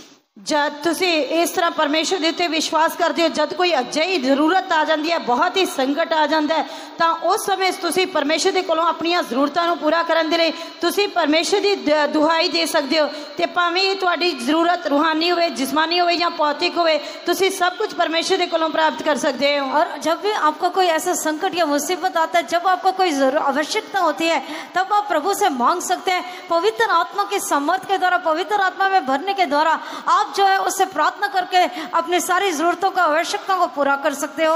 But remember, the riches of faith is first of all primarily for you to believe God for your character perfection, to inherit the kingdom of God. आते ਨਿਹਚਾ ਦੇ ਵਿੱਚ ਧਨੀ ਹੋਣਾ ਮੂਲ ਰੂਪ ਦੇ ਵਿੱਚ ਇਸ ਦੇ ਲਈ ਹੈ ਕਿ ਤੁਸੀਂ ਪਰਮੇਸ਼ਰ ਦੇ ਰਾਜ ਨੂੰ ਮਿਰਾਸ ਵਿੱਚ ਪ੍ਰਾਪਤ ਕਰਨ ਦੇ ਲਈ ਆਪਣੇ ਸੁਭਾਅ ਵਿੱਚ ਸਿੱਧਤਾ ਨੂੰ ਪ੍ਰਾਪਤ ਕਰਨਾ। विश्वास में धनी होने का सबसे पहले मतलब यही है कि जो है हम लोग अपने स्वभाव को बदल सके और परमेश्वर के राज्य की मिरास को प्राप्त कर सके। Then we see another poor, the group of the poor in 1 Samuel chapter 2. आते फिर ਅਸੀਂ ਗਰੀਬਾਂ ਦੇ ਇੱਕ ਹੋਰ ਝੁੰਡ ਨੂੰ ਪਹਿਲਾ शमूएल दूजे अध्याय ਦੇ ਵਿੱਚ ਵੇਖਦੇ ਹਾਂ। पहला शमूएल दूसरे अध्याय में हम कंगालों के एक और झुंड को देखते हैं। 1 Samuel chapter 2 verse 8, he raiseth up the poor out of the dust and lifteth up the beggar from the dunghill to set them among princes and to make them inherit the throne of glory. ਪਹਿਲਾ ਸ਼ਮੂਏਲ ਦੂਜਾ ਅਧਿਆਇ 8 ਵਚਨ। ਗਰੀਬ ਨੂੰ ਉਹ ਖਾਕ ਵਿੱਚੋਂ ਚੁੱਕਦਾ ਹੈ ਅਤੇ ਕੰਗਾਲ ਨੂੰ ਗੁਹੀਰੇ ਵਿੱਚੋਂ ਕੱਢਦਾ ਹੈ, ਜੋ ਉਹਨੂੰ ਪਤਵੰਤਾਂ ਵਿੱਚ ਬਿਠਾਵੇ ਅਤੇ ਪ੍ਰਤਾਪ ਦੀ ਗੱਦੀ ਦਾ ਵਾਰਿਸ बनावे। वह कंगाल को धूलि में से उठाता, दरिद्र को घूरे में से निकाल खड़ा करता है, ताकि उनको अधिपतियों के संग बिठाए और महिमा युक्त सिंहासन के अधिकारी बनाए। So we were all of us were in the dust. We were living in sins.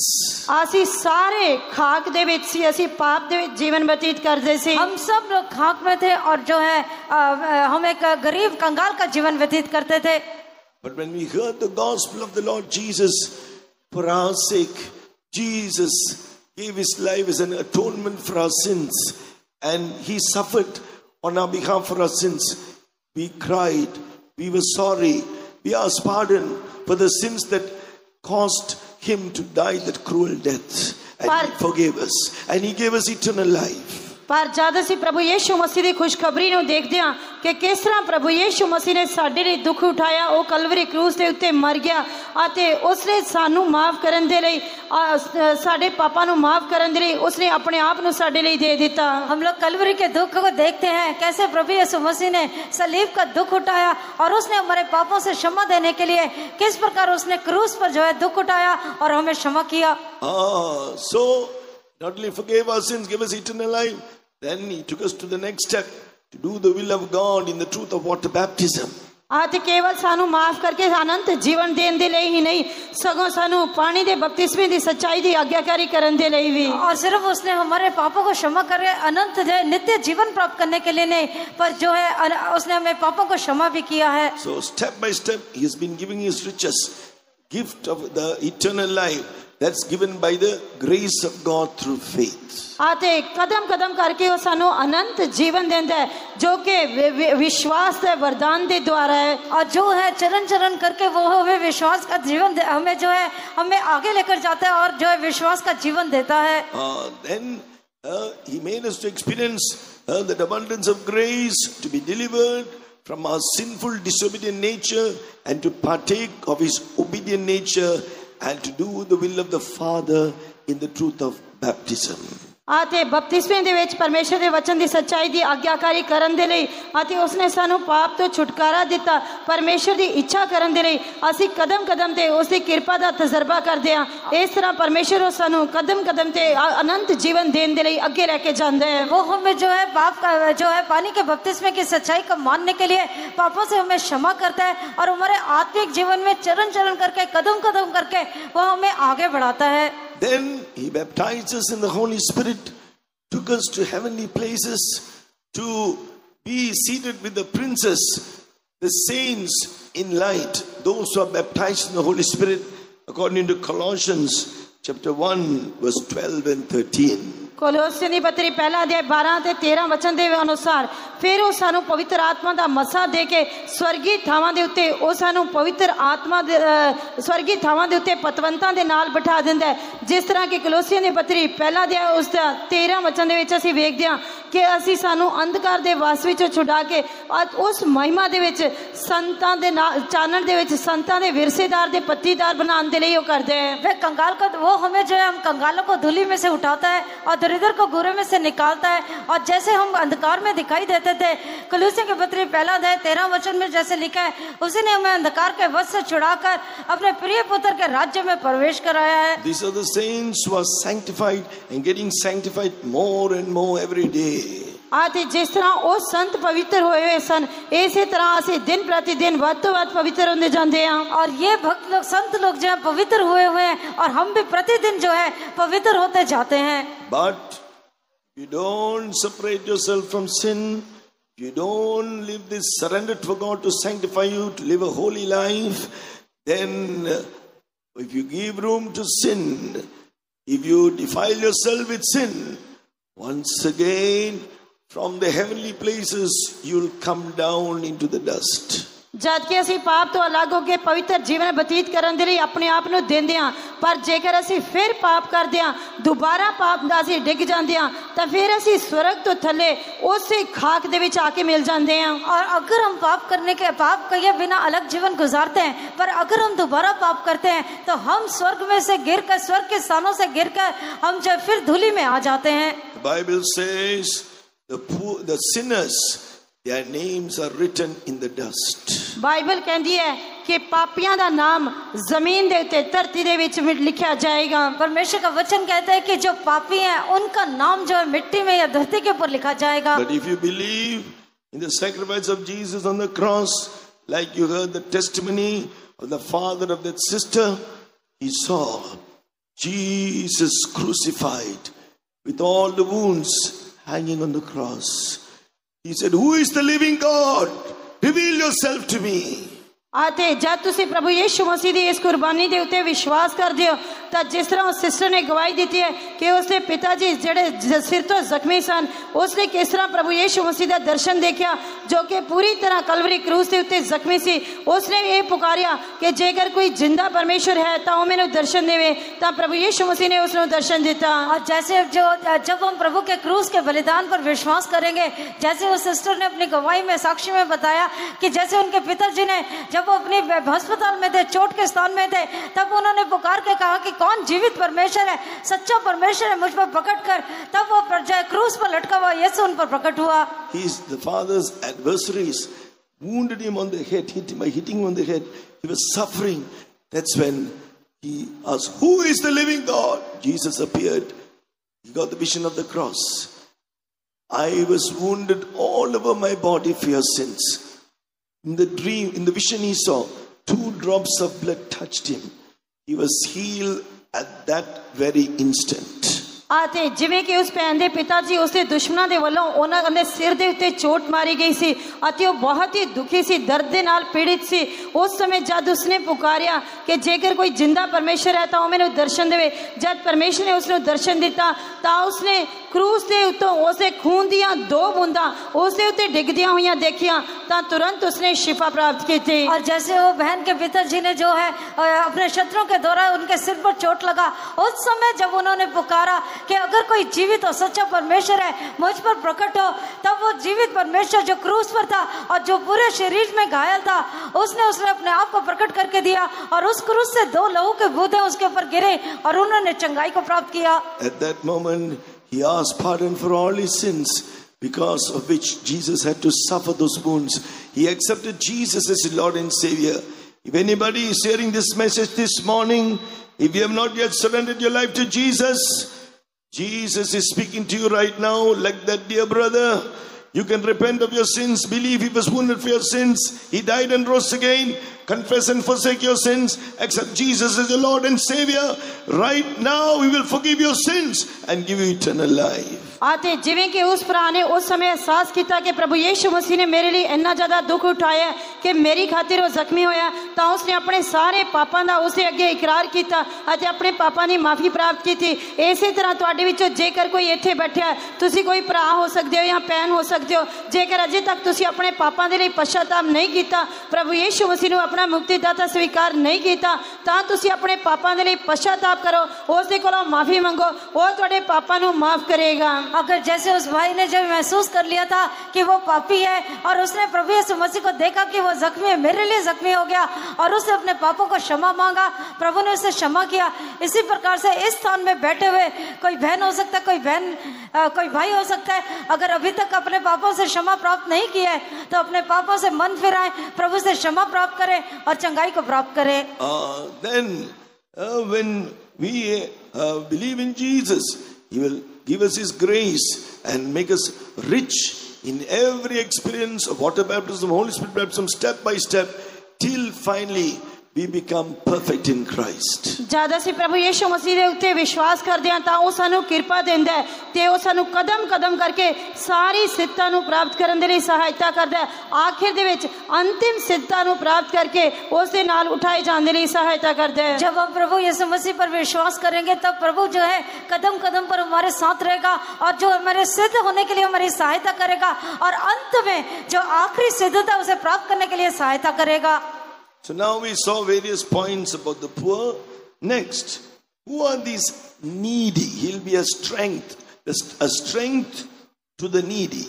ਅਤੇ ਹੁਣ ਅਸੀਂ ਜੋ ਗਰੀਬ ਦੇ ਬਾਰੇ ਅਲੱਗ-ਅਲੱਗ ਵਿਸ਼ਿਆਂ ਦੇ ਉੱਤੇ ਧਿਆਨ ਕੀਤਾ ਅਤੇ ਹੁਣ ਇਹ ਲੋੜਵੰਦ ਜਿਹਨੂੰ ਬਲ ਚਾਹੀਦਾ ਬਲ ਦੇ ਲਈ ਲੋੜਵੰਦ ਕੌਣ ਹੈ कंगाल कौन है। अभी तक हमने कंगाल के ऊपर ध्यान किया, अभी हम देखेंगे कि ये आवश्यक जिनको बल की आवश्यकता है वो कौन है। Here is a scripture in Psalm 35. 35 ਜ਼ਬੂਰ ਦੇ ਵਿੱਚ भजन संहिता 35 में Psalm 35 verse 10, all my bones shall say, Lord, who is like unto thee, who delivereth the poor from him that is too strong for him, yea, the poor and the needy from him that spoileth him. ਜ਼ਬੂਰ 35:10 वचन, मेरियां सारियां हड्डियां आखणगियां, हे यहोवा तेरे समान कौन है, तू मस्कीन नु उस नालों तकड़े तो छुड़ाउंदा है, हाँ मस्कीन ते कंगाल नु लुटेरे तो। और भजन संहिता 35 अध्याय उसके 10 वचन में, मेरी हड्डी हड्डी कहेगी, हे यहोवा तेरे तुल्य कौन है, जो दीन को बड़े बड़े बलवंतों से बचाता है और लुटेरों से दीन दरिद्र लोगों की रक्षा करता है। Here the needy speaks of those who are distressed by want of the means of living. आते इथे कंगाल जो दिखांदा है वो निर्बल नु दिखांदा है जिसकी जरूरत जो है सीमित है। और जो यहाँ पर जो दीन या गरीब है वो जो एक ऐसे व्यक्ति को दिखाता है जिसकी जो जरूरत है वो एक सीमा तक है। They are going through distress, extreme pain. आते बहुत बड़े संकट दे विच है, बहुत ज्यादा दर्द दे विच है और वो बहुत बड़ी मुसीबत में, बहुत बड़े दर्द में है। It can be in the mind, it can be in the body. ये मन दे विच हो सकती है, शरीर दे विच हो सकती है, ये मन में हो सकता है, शरीर में हो सकता है।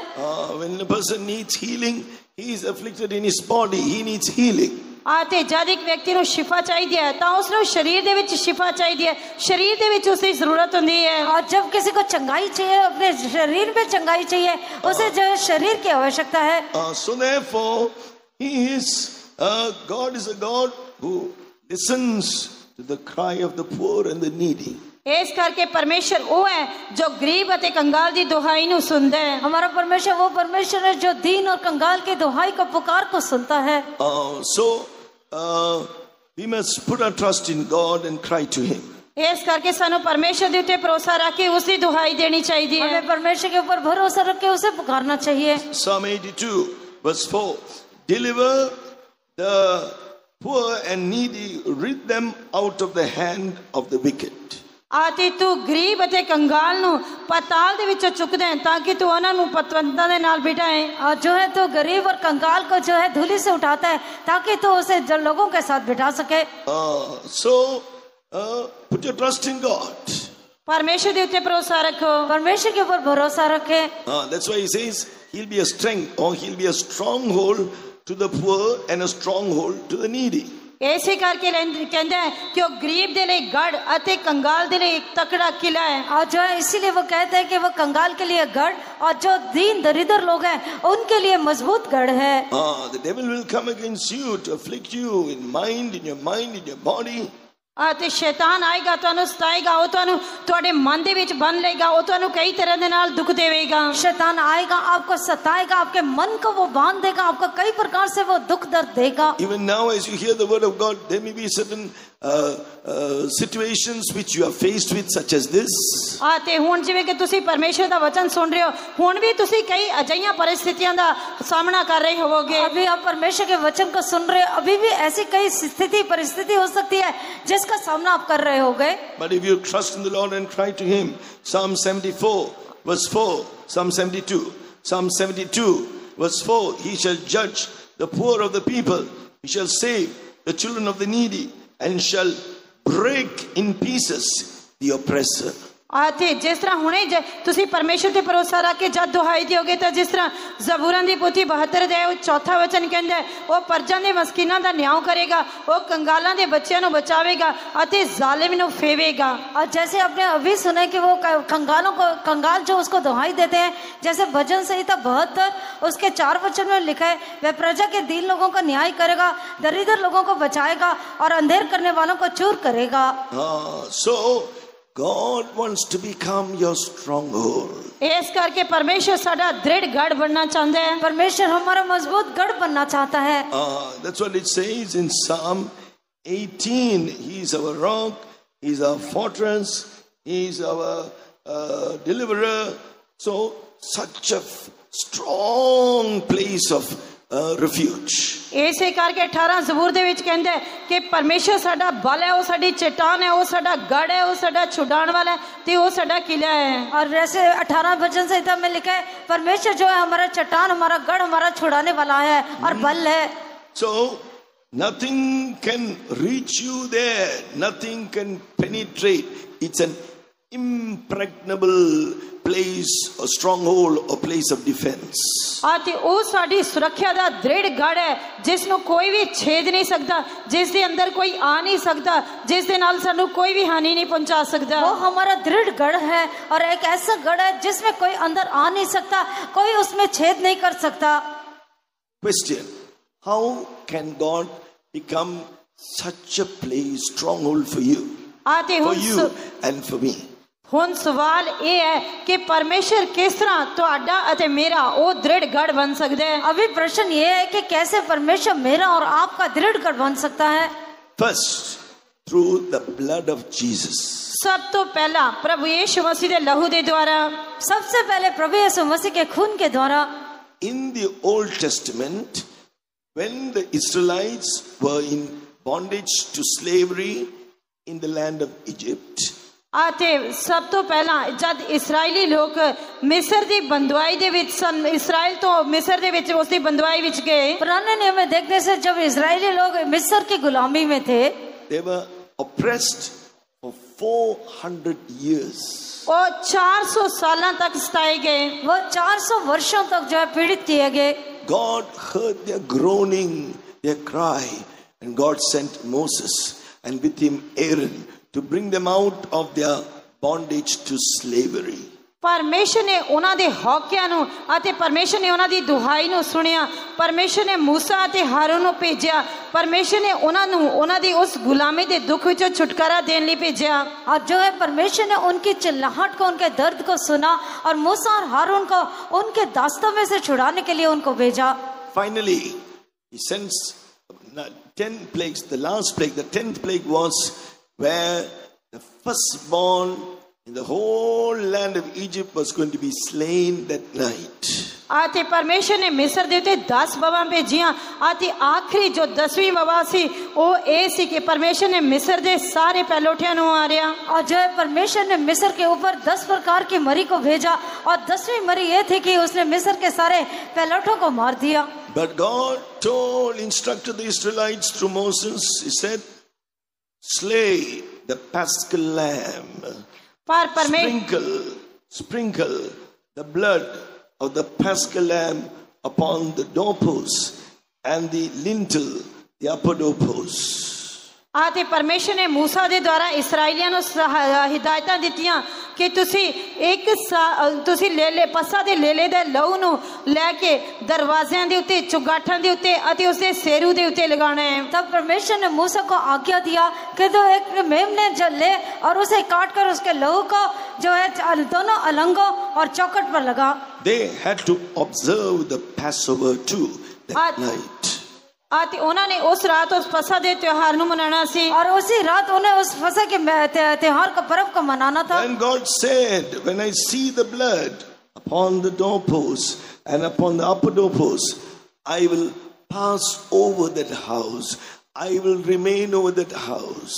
आते तद परमेश्वर ने कहा कि जब मैं उन्हां दरवाजियां दे सेरुआं अते चुगाठां दे उत्ते उस लहू नूं लगे होए वेखांगा अते मैं उस तो लंघ जावांगा, मैं उन्हां नूं छड्ड देवांगा। तब प्रभु ने कहा कि जब मैं उन अलंगों पर और चौकाठों पर लहू को, मेमने के लहू को देखूंगा तब मैं आगे निकल जाऊंगा। When I am over the house, I will not allow the destroyer who will slay the firstborn to enter into those houses. आती उसने क्या कि उस बाद जब मैं जड़ा नाश करने वाला मौत दे दूत है, मैं उन्हां नूं नाश करन दे अंदर जान दी अनुमति नहीं दियांगा। और उसने कहा कि मैं उस नाश करने वाले जो दूत है उसको जो है तो मैं नाश नहीं करने दूंगा। That is what they literally did. Literally, it's a shadow of the reality, the truth in the New Testament. What does that speak of for us? आते जो पुराने नियम दे विच शाब्दिक तौर ते कीता गया, नवे नियम दे विच ये साडे लिए जो परछाई दे तौर ते है, इसका साडे लिए की मतलब है? और ये पुराने नियम में जो शाब्दिक तौर पर किया गया और नए नियम के लिए जो छाया के समान है, उसका अर्थ क्या है? The blood being sprinkled upon the doorpost is like the blood sprinkled upon our conscience when we repent of our sins. The blood sprinkled upon the upper doorpost speaks of the blood sprinkle of our mind when we repent of our sins. आते जेड़ा लहू जो सी ओ बाइयां दे उत्ते लगाया गया सी, ए इस गल नूं दर्शांदा है कि प्रभु यीशु मसीह दा लहू साडे विवेक नूं शुद्ध करन दे लई साडे हिरदियां दे उत्ते छिड़किया गया। आते दूजा लहू जो सेरू दे उपरले पासे लगाया गया सी, ओ लहू साडे मन दे उत्ते, साडे मत्थे नूं या साडे मन नूं शुद्ध करन दे लई उस दे उत्ते छिड़किया जांदा है। और जो अलंगों पर खून लगाया गया, मेमने का खून लगाया गया, वो हमारे विवेक को शुद्ध करने को दिखाता है। और चौखट पर लगाया गया लहू जो है वो हमारे मन को शुद्ध करने को दिखाता है। So when you keep your life cleansed by the blood, if anything you see, immediately repent. Let Jesus be over your life, Lord of your life. No Satan, no evil spirit, Satan or witchcraft or anything the devil wants to bring against you can touch you. जब तुसी प्रभु यीशु मसीह दे लहू दे नाल शुद्ध कीते जान तो बाद अपने विवेक नूं उस शुद्धता दे विच संभाल दियो, तां उस तो बाद कोई भी शैतान, कोई भी पाप, कोई भी बुराई, कोई भी दुष्ट आत्मा तुहानू छू नहीं सकता, तुहाडे नेड़े नहीं आ सकता। जब आप अपने विवेक को, अंतःकरण को जो है प्रभु यीशु मसीह के लहू में शुद्धता में संभालेंगे, तब कोई प्रकार का जो शैतान, कोई जादू टोना, कोई बुरी शक्ति आपको छू नहीं सकता। So the blood of Jesus becomes a place of refuge, a stronghold for you. इस करके प्रभु यीशु मसीह दा लहू साडे लिए पनाह अते साडा दृढ़ गढ़ बन जांदा है। इस प्रकार से प्रभु यीशु मसीह का जो खून है हमारे लिए शरण स्थान और गढ़ बन जाता है। Be careful to keep your hearts, minds always cleansed by the blood of Jesus. Don't be callous. Don't give room to any sin. इस करके अपने हृदय ते मनां नूं प्रभु यीशु मसीह दे लहू दे नाल शुद्ध रखण दे लई बहुत ही ध्यानपूर्वक रहना, किसी पाप दे लई, किसी बुराई दे लई कोई जगह नहीं देनी। इस करके अपने जीवन को, अपने मन को, अपने हृदय को जो है बहुत ही ध्यानपूर्वक आप संभाल करके पवित्र रखे, किसी पाप के लिए जगह ना दें। How can God become a stronghold for you? Like the rock, like that fortress, like that high tower in Proverbs chapter 18. कहावतां दी किताब 18 अध्याय दे विच असीं वेखदे हां कि किस तरह परमेश्वर साडा गढ़ बन सकदा है, साडी पनाह, साडा दृढ़ गढ़ बन सकदा है। नीति वचन 18 अध्याय में हम देखते हैं कि कैसे परमेश्वर हमारा दृढ़ गढ़, हमारी पनाह और हमारा कैसे शरण स्थान बन सकता है। Proverbs chapter 18 in the 10th verse, the name of the Lord is a strong tower, the righteous runneth into it and is safe. कहावतां दी किताब 18 अध्याय 10 वचन, यहोवा दा नाम एक पक्का बुरज है, धर्मी भज के उहदे विच जांदा ते बचिया रहिंदा है। नीति वचन 18 उसका 10 वचन, यहोवा का नाम दृढ़ कोट है, धर्मी उसमें भाग कर सब दुर्घटनाओं से बचता है। Okay, who are these who can name the name of the Lord? आते ओ कौन हन जेड़े प्रभु यीशु मसीह दा नाम ले सकदे हन? वो कौन है जो प्रभु यीशु मसीह का नाम ले सकते हैं? 2 Timothy chapter 2, 2 Timothy chapter 2 verse 19, let everyone that nameth the name of Christ depart from iniquity. आते दूजा तिमोथियस दूजा अध्याय 19 वचन ਦੇ ਵਿੱਚ ਅਸੀਂ ਵੇਖਦੇ ਹਾਂ ਕਿ ਹਰ ਕੋਈ ਜਿਹੜਾ ਮਸੀਹ ਦਾ ਨਾਮ ਲੈਂਦਾ ਹੈ ਕੁਧਰਮ ਤੋਂ ਅੱਡ ਰਹੇ। दूसरा तिमोथियस दूसरा अध्याय उसके 19 वचन में लिखा है, जो कोई प्रभु का नाम लेता है वह अधर्म से बचा रहे। Jesus spoke about those who did the will of the Father. Matthew chapter 7 and verse 21, those who do the will of the Father will enter the kingdom of heaven. But those who do not do the will of the Father, they do their own will. They are called workers of iniquity. Matthew chapter 7 verse 23. ਅਤੇ ਇਹ ਉਹਨਾਂ ਦੇ ਬਾਰੇ ਕਿਹਾ ਗਿਆ ਹੈ ਕਿ ਜਿਹੜੇ ਪਰਮੇਸ਼ਰ ਦੀ ਇੱਛਾ ਕਰਦੇ ਹਨ। ਪਰ ਮਤੀ ਦੀ ਅੰਜੀਲ 7 ਦੇ 21 ਵਚਨ ਦੇ ਵਿੱਚ ਲਿਖਿਆ ਗਿਆ ਹੈ ਕਿ ਉਹ ਜਿਹੜੇ ਪਰਮੇਸ਼ਰ ਦੀ ਇੱਛਾ ਦੇ ਉੱਤੇ ਨਹੀਂ ਚੱਲਦੇ ਸਗੋਂ ਆਪਣੀ ਹੀ ਮਰਜ਼ੀ ਕਰਦੇ ਹਨ। ਉਹ ਮਤੀ ਦੀ ਅੰਜੀਲ 7 ਦੇ 23 ਵਚਨ ਦੇ ਵਿੱਚ ਕਿਹਾ ਗਿਆ ਹੈ कि वो बुरिया रखवाएंगे। ये उनके लिए कहा गया जो परमेश्वर की मर्जी को पूरा करते हैं, पर जो लोग प्रभु की मर्जी को पूरा नहीं करते, अपनी ही इच्छा करते हैं, मती का सुसमाचार 7 अध्याय 23 वचन के अनुसार उनको जो है कुकर्म करने वाले कहा जाता है। When do you begin to do the will of God? It is when you obey God in the truth of water baptism. That is where you begin to do the will of God, when you put on the obedience of Christ by faith at the truth of water baptism. जब तुसी परमेश्वर दी इच्छा करनी शुरू कर दियो आते सब तो पहला तुसी पानी दे बपतिस्मे दे नाल परमेश्वर दी आज्ञाकारी कर दियो आते जब तुसी पानी दे बपतिस्मे दी सच्चाई नु मान लेंदे हो आते विश्वास दे नाल उस दे नाल चलदे हो आते विश्वास करके परमेश्वर दे वचन दी आज्ञाकारी करके पानी दा बपतिस्मा लेंदे हो। और जब आप विश्वास करते हो और पानी की बपतिस्मा लेते हो, तब विश्वास करके जब आप पानी का बपतिस्मा लेते हैं। Romans 6:13, once we yielded our members to disobey God, we yielded our members as instruments of to sin, the sin of disobedient nature.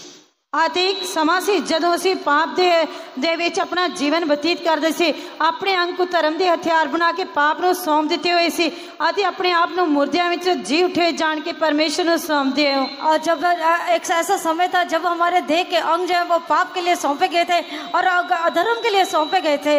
Now we are yielding our members as instruments of righteousness unto God. What's the meaning of righteousness? Romans 6 verse 16, we are obeying the word of God unto righteousness. So our members are being yielded as instruments of righteousness to God. आते हुण 6वां अध्याय 13 वचन दे विच जद असीं अपने अंगां नूं धर्म दे हथियार बना के परमेश्वर दे लई सौंप दिंदे हां अते इसी तरह 6वां अध्याय 17 वचन दे विच असीं वेखदे हां कि जद असीं अपने आप नूं दास बना के परमेश्वर दे अगे सौंप दिंदे हां उस दे वचन दी आज्ञाकारी करदे होए अते धर्म दे लई आज्ञाकारी करदे हां। और जैसे रोमियो के पत्री 7 अध्याय उसके 16 वचन में लिखा है, जैसे हम ना जो उसके आगे ना आज्ञाकारी करते हुए अपने आप को दासों के नहीं सौंप देते हैं। और 17 वचन में लिखा है, जब तुम पाप के दास थे तो भी मन से उस उपदेश के मानने वाले हो गए जिसके सांचे में ढाले गए थे। So Romans 6:19, now your members, by obeying the word of God, become servants to righteousness unto holiness. आते हुण जद तुहाडे अंग परमेश्वर दी आज्ञाकारी करदे हन वो धर्म दे दास बन जांदे हन, पवित्रताई दे लई दास बन जांदे हन। जब आपके शरीर के अंग परमेश्वर की आज्ञाकारी करते हैं तब वो पवित्रताई के लिए धर्म के दास बन जाते हैं। That's when the name of the Lord becomes a strong tower for you, a great fortress. आते इस तरह परमेश्वर का नाम तुहाडे लिए गढ़ बन जाता है, एक दृढ़ गढ़ बन जाता है। तब जो है प्रभु का नाम, परमेश्वर का नाम आपके लिए दृढ़ गढ़ और शरण स्थान बन जाता है। You can say literally the name of Jesus. There is power in the name of Jesus. तुसी शाब्दिक तौर पे प्रभु यीशु मसीह का नाम ले सकते हो। शाब्दिक तौर पर प्रभु यीशु मसीह का नाम ले सकते हो। The name of Jesus reveals his power and authority. प्रभु यीशु मसीह का नाम उसकी समर्था ते उसके इख्तियार नु दर्शाता है। प्रभु यीशु मसीह का नाम उसकी शक्ति और उसके अधिकार को दिखाता है। His name also reveals his character. आते उसके नाम उसके चरित्र नु भी दर्शाता है और उसका नाम उसके जो है स्वभाव को भी दिखाता है। So you can believe he is the Lord my healer. आते तुसी विश्वास कर सकते हो कि वो मेरा प्रभु मेरा शाफी है। और आप विश्वास कर सकते हैं कि वो मेरा प्रभु मेरा चंगा करने वाला है। He is the Lord my keeper. आते हो प्रभु मेरा रखवाला है। वो परमेश्वर मेरा प्रभु जो है मेरा राखी सुरक्षा वाला है। Then The next refuge, the anointing of the Holy Spirit. ਅਤੇ ਅਗਲੀ That is when God is your stronghold. ਅਤੇ ਅਗਲਾ ਜੋ ਸਾਡੀ ਪਨਾਹ ਬੰਦਾ ਉਹ ਪਵਿੱਤਰ ਆਤਮਾ ਦਾ ਮਸਾ ਦੇ ਨਾਲ ਅਤੇ ਉਹ ਪਵਿੱਤਰ ਆਤਮਾ ਦੇ ਮਸਾ ਨਾਲ ਉਹ ਸਾਡਾ ਦ੍ਰਿੜ ਗੜ ਬਣ ਜਾਂਦਾ है। अगला गढ़ जो है वो पवित्र आत्मा के अभिषेक के द्वारा, पवित्र आत्मा के अभिषेक के द्वारा वो हमारा दृढ़ गढ़ बनता है। That's why we say, speak in tongues, believe the word of God. ਇਸੇ ਕਰਕੇ ਅਸੀਂ ਬਾਰ-ਬਾਰ ਕਹਿੰਦੇ ਹਾਂ ਪਰਮੇਸ਼ਰ ਦੇ ਵਚਨ ਦੇ ਉੱਤੇ ਵਿਸ਼ਵਾਸ ਕਰੋ, ਗੈਰ ਜ਼ੁਬਾਨ बोलो। इसी करके हम लोग आपसे बार-बार दोहरा के यही कहते हैं कि वचन के ऊपर विश्वास करें, अन्य भाषा बोले। You must believe, and each time you speak in tongues, when you believe, according to 1 Corinthians chapter 12 verse 13, it is like drinking from the cup. ਅਤੇ ਜਦ ਅਸੀਂ ਪਰਮੇਸ਼ਰ ਦੇ ਵਚਨ ਉਤੇ ਵਿਸ਼ਵਾਸ ਕਰਦੇ ਹਾਂ, ਗੈਰ ਜ਼ੁਬਾਨ ਬੋਲਦੇ ਹਾਂ ਅਤੇ ਪਹਿਲਾ ਕੁਰਿੰਥੀਆਂ 12 ਦੇ 13 ਵਚਨ ਦੇ ਅਨੁਸਾਰ, ਪਹਿਲਾ ਕੁਰਿੰਥੀਆਂ ਪਹਿਲਾ ਦੇ 10 ਵਚਨ ਦੇ ਅਨੁਸਾਰ, ਇਹ ਇਸ ਤਰ੍ਹਾਂ ਜਦ ਅਸੀਂ ਵਿਸ਼ਵਾਸ ਕਰਦੇ ਹਾਂ, ਗੈਰ ਜ਼ੁਬਾਨ ਬੋਲਦੇ ਹਾਂ, ਬਾਰ-ਬਾਰ ਵਿਸ਼ਵਾਸ ਕਰਦੇ ਹਾਂ, ਤਾਂ ਉਹ ਪਾਣੀ ਦੇ ਕੱਪ ਵਿੱਚੋਂ ਬਾਰ-ਬਾਰ ਪਾਣੀ पीने ਦੇ ਬਰਾबर है। पहला कुरिन्थी 12 दे उसके 13 वचन के अनुसार जब हम आपसे कहते हैं कि विश्वास करें, अन्य भाषा में बातें करें, पवित्र आत्मा में भरें, तब वो जो है एक कप में से पानी पीने के बराबर है। Now the cup is still 3/4 full because I only can drink that much now. ਅਤੇ ਪਾਣੀ ਦਾ ਕੱਪ ਅਜੇ ਵੀ ਭਰਿਆ ਹੋਇਆ ਕਿਉਂਕਿ ਮੈਂ ਉਸ ਵਿੱਚੋਂ ਇੰਨਾ ਥੋੜਾ ਜਿਹਾ ਹੀ ਪੀਤਾ ਹੈ। पानी का कप जो अभी भी भरा हुआ है क्योंकि मैंने उसमें से थोड़ा सा ही पिया है। But when it says the anointing is a stronghold, the power of the Holy Spirit, you must believe the word, speak in tongues, you're drinking from the cup. Believe the word, speak more in tongues, you're drinking some more. Believe the word, speak till you cannot drink anymore. That is the fullness of the power. That is a stronghold. ਅਤੇ ਜਦੋਂ ਪਵਿੱਤਰ ਆਤਮਾ ਅਸੀਂ ਕਹਿੰਦੇ ਹਾਂ ਕਿ ਸਾਡੇ ਲਈ ਦ੍ਰਿੜ ਗੜ ਬਣ ਜਾਂਦਾ ਹੈ, ਉਹ ਪਵਿੱਤਰ ਆਤਮਾ ਦੀ ਸਮਰੱਥ ਹੈ। ਜਦ ਅਸੀਂ ਇਸ ਦੇ ਉੱਤੇ ਪਵਿੱਤਰ ਆਤਮਾ ਦੇ ਸਮਰੱਥਾ ਦੇ ਵਿੱਚ ਭਰਦੇ ਹਾਂ ਅਤੇ ਗੈਰ ਜ਼ੁਬਾਨ ਬੋਲਦੇ ਹਾਂ, ਉਹ ਬਾਰ-ਬਾਰ ਪਾਣੀ ਨੂੰ ਪੀਣ ਦੇ ਬਰਾਬਰ ਹੈ ਅਤੇ ਉਹ ਤਦ ਤੱਕ ਅਸੀਂ ਪੀਂਦੇ ਜਾਣਾ ਹੈ ਜਦ ਤੱਕ ਉਸ ਤੋਂ ਬਾਅਦ ਅਸੀਂ ਹੋਰ ਪੀ ਨਾ ਸਕੀਏ। ਤਾਂ ਹੀ ਪਵਿੱਤਰ ਆਤਮਾ ਦੀ ਸਮਰੱਥਾ ਸਾਡੇ ਨਾਲ पूरी भरपूरी ਦੇ ਵਿੱਚ आ जाती है। बाबू हमारा दृढ़ कर करके मानने का अर्थ यही है, जब हम वचन पर विश्वास करते हैं और अन्य भाषा बोलते हैं, पवित्र आत्मा में भरते हैं, वो दोबारा वचन पर विश्वास करके पवित्र आत्मा में भरते हैं, अन्य भाषा बोलते हैं, ऐसे जब तक हम तृप्त नहीं होते, भरपूर नहीं होते, पीते रहते हैं, तभी प्रभु का नाम हमारे लिए दृढ़ गढ़ बनता है। Where is it written? Colossians chapter 3 verse 1 says, you are risen with Christ by the baptism of the Holy Spirit. You are risen to heavenly places. ਕੁਲੋਸੀਆਂ ਦੀ ਪੱਤਰੀ 3 ਅਧਿਆਇ ਪਹਿਲੇ ਵਚਨ ਦੇ ਵਿੱਚ ਜਿਸ ਤਰ੍ਹਾਂ ਲਿਖਿਆ, ਸੋ ਜਾਂ ਤੁਸੀਂ ਮਸੀਹ ਦੇ ਨਾਲ ਜਿਵਾਏ ਗਏ ਤਾਂ ਤਾਂ ਦੀਆਂ ਗੱਲਾਂ ਦੇ ਮਗਰ ਲੱਗੋ ਜਿੱਥੇ ਮਸੀਹ ਪਰਮੇਸ਼ਰ ਦੇ ਸੱਜੇ ਪਾਸੇ है। और कुलोसियों की पत्री 3 अध्याय पहले वचन में लिखा है, सो जब तुम मसीह के साथ जिलाए गए तो स्वर्गीय वस्तुओं की खोज में रहो जहाँ मसीह वर्तमान है और परमेश्वर के दैनी और बैठा है। Then verse 3, through that experience you are dead, now Christ is living in you. आती उस तजर्बे दे नाल तुसी तां मर जांदे हो पर मसीह तुहाडे विच जिउंदा है। और तीसरे वचन के अनुसार उस अनुभव के द्वारा तो हम तो मर जाते हैं पर जो मसीह जो है जीवन में रहता है। Now not I, no more the self. Christ is in you. He is living in you. He is reigning in you. आती हुन तुसी नहीं, तुहाडी खुद ही तुहाडे अंदर नहीं बल्कि मसीह तुहाडे अंदर है, मसीह तुहाडे विच जिउंदा है। अब आप नहीं, आपका मैं आपके अंदर नहीं है पर मसीह आपके अंदर जीवित है। So whenever the self tries to come up, say, I am dead to the self. He cannot work.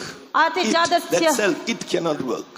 जद असीं अपनी स्वयं की धार्मिकता के लिए मर जाते हैं, असीं अपनी खुदी के लिए मर जाते हैं और फिर असीं नहीं, असीं अपने आप के लिए मर जाते हैं। जब हम अपने खुद की इच्छा के लिए, स्वयं के लिए मर जाते हैं, तब वो स्वयं जो है काम नहीं करता है।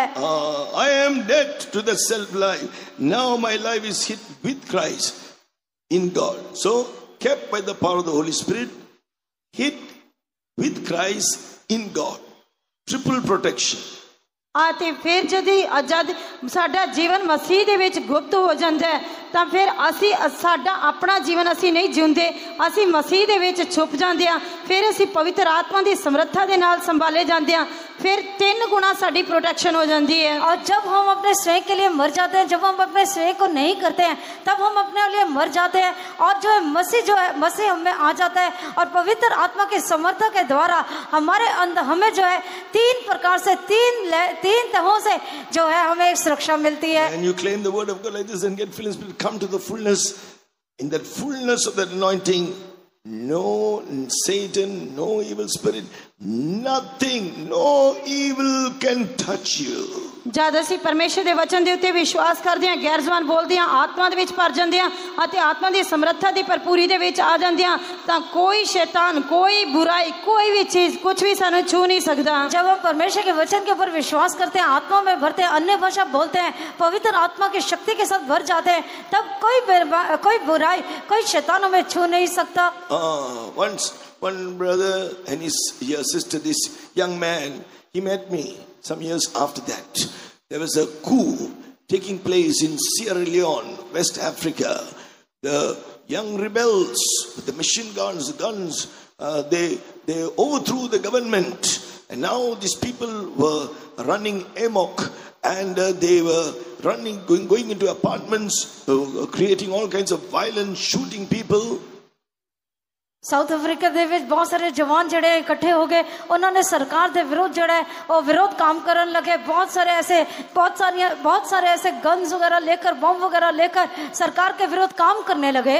आते साउथ अफ्रीका दे विच जदे बहुत सारे जवान सी Sierra Leone, West Africa, सीरा लोन दे विच जड़े सरकार दे विरुद्ध सी, ओ सरकार दे विरुद्ध किस तरह बम्बार्डमेंट करदे सी अते इस तरह उन्हां ने बहुत ज्यादा ओ सरकार दे विरुद्ध कुछ काम करदे सी। This young man told me, we were in our apartment in the flat, and these rebel soldiers, we could hear their footsteps.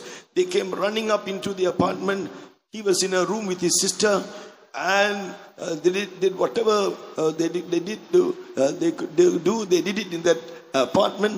But they were in this room and closed the room door, and they were speaking in tongues quietly, speaking in tongues. These wicked people, violent people, could not come into that room. They finally left that place without harming them. आते उस जवान व्यक्ति ने कहा कि वो देख रहा सी कि वो जड़े आतंकवादी सी, वो जो कुछ भी करना चाहते सी, वो अपने एक फ्लैट दे विच रहिंदे सी अते उसदी सिस्टर भी उसदे नाल सी। वो दूर तो इन्हां नूं ये सारा कुछ करदियां देख रहे सी अते जदों इन्हां दे फ्लैट दे विच आउणा चाहते सी तां इन्हां ने अपना कमरा बंद कर लिया। ये कमरा बंद करके आत्मा दे विच भरन लगे, गैर जबान बोलते रहे, तां वो अंदर नहीं आ सके, इन्हां नूं कुछ नहीं कर सके। और उस जवान ने बताया कि ये जो आतंकवादी थे, इन्होंने ये अपार्टमेंट्स में अपार्टमेंट में घुस आए, उन्होंने वहां पर बहुत लोगों को मारा, तंग किया, पर इसने भाई ने जो है, इसकी बहन इसके साथ रहती थी, इन दोनों ने अपने कमरे को बंद करके आत्मा में भरे, पवित्र आत्मा में भरे, अन्य भाषा बोलते रहे और ये बिना कुछ कहे इनको वहां से चले गए। Children of God, let God become your stronghold. आते परमेश्वर के प्यारे बच्चों, परमेश्वर साडा दृढ़ गढ़ बनना चाहिए। प्यारे परमेश्वर के प्रिय परमेश्वर के लोगों, परमेश्वर हमारा दृढ़ गढ़ बनना चाहिए। Secondly, he is a strength to the poor. He is a strength to the needy in his distress. आते दूजा संकट दे समय कंगाल दे लिए बल है। आते दूजा संकट दे समय कंगाल दे लिए उससे सहज नाल मिलन वाली सहायता है। और जो है संकट में कंगाल के लिए और जो दरिद्र है उसके लिए सहाय का उसका गढ़ है। He is strength. This I'll give you the verse. Time is passing quickly. He strengthens us by his grace. 2 Corinthians chapter 12 verse 9 and 10. आते दूजा ग्रंथिया 12 अध्याय उसे 9 ते 10 वचन उसकी निर्बलताई दे विच वो अपनी समर्था, अपनी कृपा दे नाल उन्हां नूं बल देंदे हैं। और जो है दूसरा इतिहास उसके 9 अध्याय में हम देखते हैं कि वो अपने समर्थ के द्वारा जो निर्बल है, कमजोर, उनको बल देता है। He strengthens us by his spirit. Ephesians 3 verse 16. अफसियों की पत्री 3 अध्याय 16 वचन वो अपनी आत्मा के द्वारा उन्हां नूं बल देंदे हैं। इफिसियों की पत्री 3 अध्याय उसके 16 वचन के अनुसार वो अपनी आत्मा के द्वारा बल देता है। Also, he strengthens us by the love of God. Love is as strong as death. Song of Solomon, chapter 8, verse 6. श्रेष्ठ गीत 8 अध्याय 5 वचन, प्रेम जो मौत के समान बलवान है, परमेश्वर अपने प्रेम के द्वारा उन्होंने बल देंदा है। श्रेष्ठ गीत 8 अध्याय उसके 5 वचन के अनुसार प्रेम मृत्यु के तुल्य समर्थी है और प्रेम के द्वारा वो उनको बल देता है। Then he strengthens us by his word. 1 John chapter 2 verse 14. पहला यूहन्ना 2 अध्याय 14 वचन, परमेश्वर अपने वचन के द्वारा उन्होंने बल देंदे है। पहला यूहन्ना 2 अध्याय उसका 14 वचन में लिखे वो अपने वचन के द्वारा उन्हें बल देता है। So let the Lord be our strength, our stronghold, our refuge.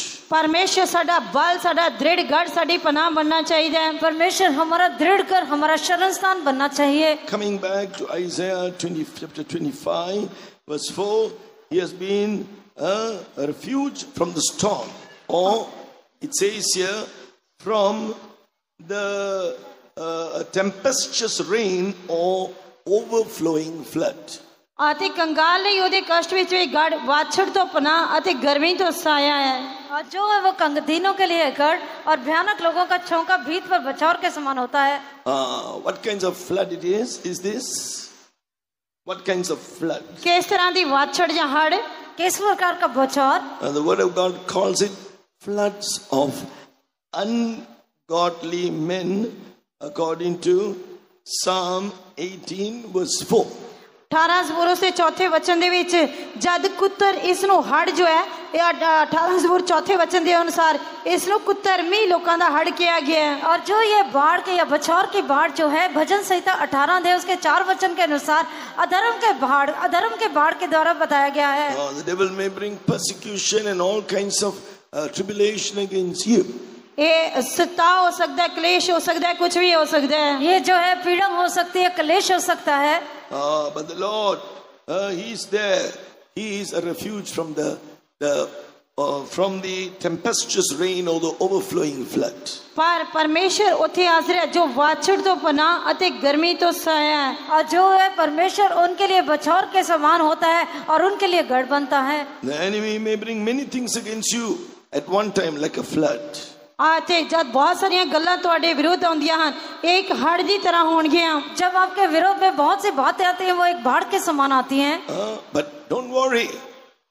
The Lord likewise, the Holy Spirit, will set up a standard against him when the enemy shall come like a flood. Isaiah 59 verse 19. यशायाह की किताब 59 अध्याय 19 वचन के अनुसार उस समय डरो ना, क्योंकि परमेश्वर उसका वचन अते उसका आत्मा तुहाडे लिए फतह दा झंडा खड़ा करेगा। यशायाह 59 अध्याय उसके 19 वचन में लिखा है, जब बहुत सारी समस्या आपके समान बाढ़ के समान आता है, तब परमेश्वर का जो है, परमेश्वर जब शत्रु महानाद की नई चढ़ाई करेंगे, तब यहोवा का आत्मा उसके विरुद्ध झंडा खड़ा करेगा। He will be a shadow from the heat. आते गर्मी तो साये दी तरह होएगा और वो तपन में छाया का स्थान होगा। In the wilderness they had to walk through the desert. उन्हां नु उजाड़ दे विच, मारूथल दे विचों दी चल के जाना पैंदा है और उनको जंगल में रेगिस्तान में से चलकर जाना पड़ता है। According to Isaiah chapter 32 verse 2. यशायाह की किताब 22 अध्याय दूसरे वचन के अनुसार, यशायाह की पुस्तक 22 अध्याय उसके दूसरे वचन के अनुसार, Isaiah 32 verse 2, a man shall be an hiding place from the wind and a covert from the tempest, as rivers of water in a dry place, as the shadow of a great rock in a weary land. आते यशायाह की किताब 22 अध्याय दूसरे वचन दे विच, हे शोर दे भरे हुए रौले विच शहर, आनंद में तेरे वड्डे हुए ना तलवार ना लड़े ना जंग विच मारे गए। यशायाह की किताब 32 अध्याय उसके दूसरे वचन के अनुसार, हर एक मानो आंधी के छिपने का स्थान और बछौर से आड़ हुआ, और निर्जल देश में जल के झरने में तृप्त भूमि में बड़ी चट्टान की छाया। There may be all kinds of the heat of trials that will come against us. जद साडे विरुद्ध गर्मी धुप या गर्मी की तरह कई तरह दी परखां आजमाइशां होंदियां, जब हमारे जीवन के विरोध में कई प्रकार के तपन के समय कई परीक्षाएं आती हैं, The heat of all kinds of sufferings will come against us. आते धुप या गर्मी जो है हर प्रकार दे दुख या क्लेश जो साडे सामने आउंदे हन। और जब जो धूप के समान दुख और क्लेश हमारे सामने आते हैं, Here he says, the Lord Jesus will be as the man who is there, a shadow of a great rock in a weary land. आते उथे प्रभु यीशु मसीह तुहाडे लिए उस सुक्की अते जो बंजर जमीन दे विच तुहाडे लिए एक बहुत बड़े साए दी तरह होएगा। तब प्रभु यीशु मसीह जो है तपन में छाया का स्थान होगा। This world is like a desert. ए संसार साडे लिए For us, this world is like a desert, because once we enjoyed the world since, now the world cannot give us the joy we need. our joy is in the presence of God, in the church of God. ਅਤੇ ਇੱਕ ਸਮਾਂ ਸੀ ਜਦ ਅਸੀਂ ਸੰਸਾਰ ਦੇ ਵਿੱਚ ਪਾਪ ਦੇ ਵਿੱਚ ਆਨੰਦ ਮਾਣਦੇ ਸੀ ਕਿਉਂਕਿ ਹੁਣ ਅਸੀਂ ਉਸ ਸੰਸਾਰ ਤੋਂ ਅਲੱਗ ਹੋ ਗਏ ਹਾਂ ਅਤੇ ਇਹ ਸਾਡੇ ਲਈ ਇੱਕ ਮਾਰੂਥਲ ਦੀ ਤਰ੍ਹਾਂ ਹੈ। ਅਸੀਂ ਇਹ ਪਰਮੇਸ਼ਰ ਸਾਡਾ ਆਨੰਦ ਹੁਣ ਪਰਮੇਸ਼ਰ ਦੀ ਹਜ਼ੂਰੀ ਦੇ ਵਿੱਚ ਹੈ, ਪਰਮੇਸ਼ਰ ਦੇ वचन ਦੇ ਵਿੱਚ है। और जो है एक समय था जब हम इस संसार की खुशियों को मनाते थे, वो हमारा आनंद था। पर अब जैसे हम संसार से अलग हो गए, अभी परमेश्वर का सम्मुख हमारा आनंद और उसका वचन हमारा आनंद है। Here, the Deuteronomy chapter 8, verse 15, is a land, a great and terrible wilderness, full of poisonous serpents, scorpions, drought. व्यवस्था सार 8 अध्याय 15 वचन ਦੇ ਵਿੱਚ ਲਿਖਿਆ ਜਿਨੇ ਤੁਹਾਨੂੰ ਵੱਡੀ ਅਤੇ ਭਿਆਨਕ ਉਜਾੜ ਦੇ ਵਿੱਚ ਦੀ ਲਿਆਂਦਾ ਜਿੱਥੇ ਅਗਨੀ ਸੱਪ ਤੇ ਬਿੱਛੂ ਸਨ ਤੇ ਸੁੱਕੀ ਜ਼ਮੀਨ ਜਿੱਥੇ ਪਾਣੀ नहीं ਸੀ। और व्यवस्था विवरण 8 अध्याय उसके 15 वचन में लिखा है और उस बड़े और भयानक जंगल में से ले आया जहाँ तेज विष वाले सर्प और बिच्छू है और जल रहित सूखे देश में उसने तुम्हारे लिए चकमक की चट्टान से जल निकाला। Deuteronomy 8:15, where there was no a place of drought, where there was no water, but the Lord brought you water out of the rock of the flint. व्यवस्था सार 8 अध्याय 15 वचन ਅਤੇ ਸੁੱਕੀ ਜ਼ਮੀਨ ਜਿੱਥੇ ਪਾਣੀ ਨਹੀਂ ਸੀ ਜਿਨੇ ਤੁਹਾਡੇ ਲਈ ਪਥਰੀਲੀ ਟਿਕ ਤੋਂ ਪਾਣੀ ਕੱਢਿਆ। व्यवस्था विवरण 8 अध्याय उसके 15 वचन के अनुसार जो जल रहित सूखे देश में उसने लिए तुम्हारे लिए चकमक चट्टान से जल निकाला। Jesus is the spiritual rock that is following us in this journey, and he is satisfying us with the rivers of his pleasures, the rivers of living water through the anointing. ਅਤੇ ਪ੍ਰਭੂ ਯੀਸ਼ੂ ਮਸੀਹ ਇਸ ਆਤਮਿਕ ਸਾਡੇ ਜੀਵਨ ਦੇ ਵਿੱਚ ਸਾਡੇ ਲਈ ਚਟਾਨ ਹੈ ਜਿਹੜੀ ਸਾਡੇ ਪਿੱਛੇ ਪਿੱਛੇ ਚੱਲਦੀ ਹੈ ਅਤੇ ਜਿਸ ਨੇ ਸਾਨੂੰ ਇਸ ਜੀਵਨ ਦੇ ਉਜਾੜ ਦੇ ਵਿੱਚ ਉਹ ਸਾਨੂੰ ਆਪਣੀਆਂ ਬਰਕਤਾਂ ਦੇ ਨਾਲ ਸਾਨੂੰ ਨਿਵਾਜਦਾ ਤੇ ਸਾਡੀ ਪਿਆਸ ਨੂੰ ਬੁਝਾਉਂਦਾ ਹੈ। और इस जंगल की यात्रा में प्रभु यीशु मसीह हमारे लिए चट्टान है और वो पवित्र आत्मा का पानी और जो हमें आनंद देता है, खुशी देता है। Yes, he is not only a shadow of a rock. When the Israelites went to the desert, scorching heat, you may be feeling the heat now, but this scorching heat open to the heat of the sun. But there was a pillar of cloud, according to Numbers chapter 10. Numbers chapter 10, we read here that pillar of cloud caused them to experience that the hot wilderness, the heat of the wilderness, to experience it as a place where they had the shadow from the heat, the cool that God could give them. Numbers chapter 10 and in verse 34. ਗਿਣਤੀ ਦੀ ਕਿਤਾਬ 10 ਅਧਿਆਇ 34 ਵਚਨ ਦੇ ਵਿੱਚ ਉਹ ਸੁੱਕੀ ਜ਼ਮੀਨ ਦੇ ਵਿੱਚੋਂ ਲੰਘੇ ਜਿੱਥੇ ਪਾਣੀ ਨਹੀਂ ਸੀ ਅਤੇ ਅਜਿਹੀ ਉਜਾੜ ਦੇ ਵਿੱਚੋਂ ਲੰਘੇ ਜਿੱਥੇ ਬਹੁਤ ਹੀ ਝੁਲਸਾ ਦੇਣ ਵਾਲੀ ਗਰਮੀ ਸੀ। ਸੂਰਜ ਦੀ ਸਿੱਧੀ ਧੁੱਪ ਉਹਨਾਂ ਦੇ ਉੱਤੇ ਪੈਂਦੀ ਸੀ ਅਤੇ ਉੱਥੇ ਕੋਈ ਵੀ ਸਾਇਆ ਨਹੀਂ ਸੀ। ਉਸ ਸਮੇਂ ਪਰਮੇਸ਼ਰ ਉਹਨਾਂ ਦੇ ਲਈ ਬੱਦਲ ਦਾ ਥੰਮ ਬਣ ਕੇ ਉਹਨਾਂ ਦੇ ਉੱਤੇ ਸਾਇਆ ਕਰਦਾ ਸੀ। ਗਿਣਤੀ ਦੀ ਕਿਤਾਬ 10 ਅਧਿਆਇ 34 ਵਚਨ ਦੇ ਵਿੱਚ ਵੇਖਦੇ ਹਾਂ दिन ਨੂੰ ਯਹੋਵਾ ਦਾ ਬੱਦਲ ਉਹਨਾਂ ਉੱਤੇ ਰਹਿੰਦਾ ਸੀ ਜਦ ਉਹ ਡੇਰੇ ਉੱਤੇ ਕੂਚ ਕਰਦੇ ਸਨ ਤਾਂ ਬਿਲकुल ਉਹਨਾਂ ਨੂੰ ਠੰਡਕ ਪਹੁੰਚਾਉਂਦਾ ਸੀ। इस जंगल की यात्रा में जो ये धूप जो है वो तपन के समान आपको जो है गर्मी देता होगा। अभी भी शायद आपको बहुत गर्मी लग रहा होगा, पर जैसे उजाड़ में जंगल की यात्रा में जैसे बादल का खंभा जो है इजरायलियों के आगे ये चलता रहा। गिनती की किताब 10 अध्याय 34 वचन के अनुसार जो बादल का खंभा था उनको लिए छाया देता रहा।